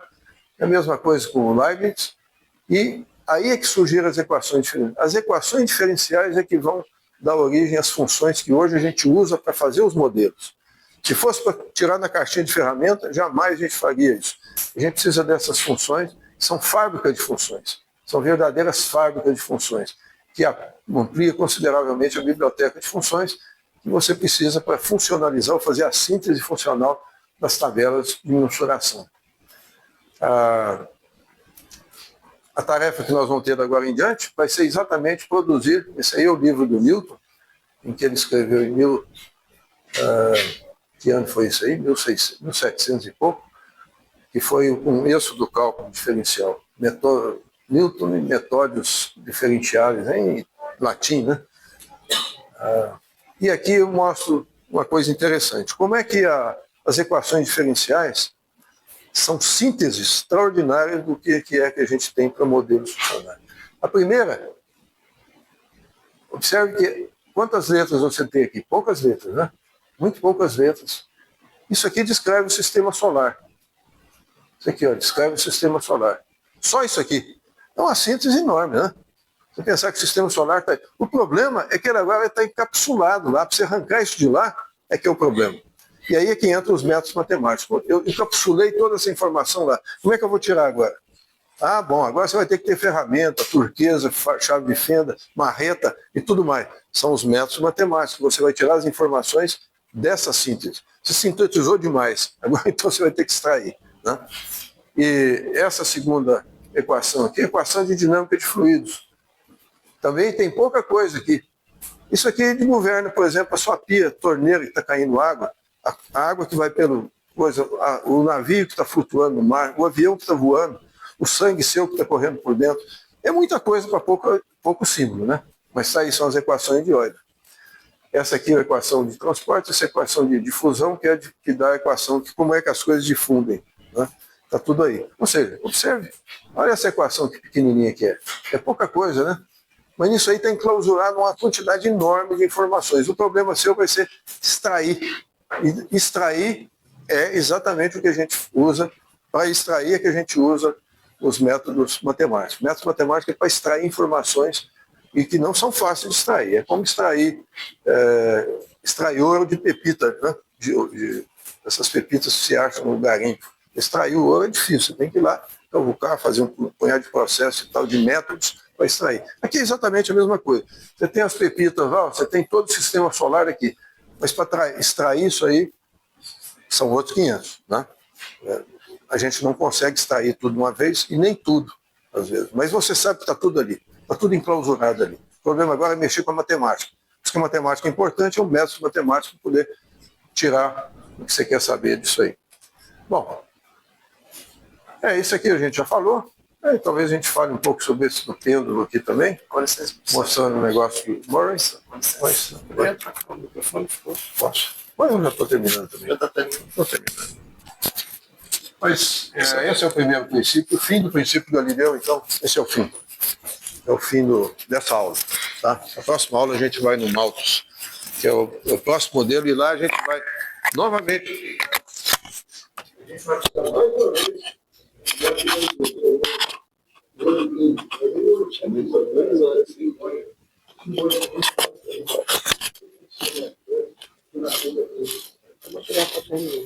Vamos tirar a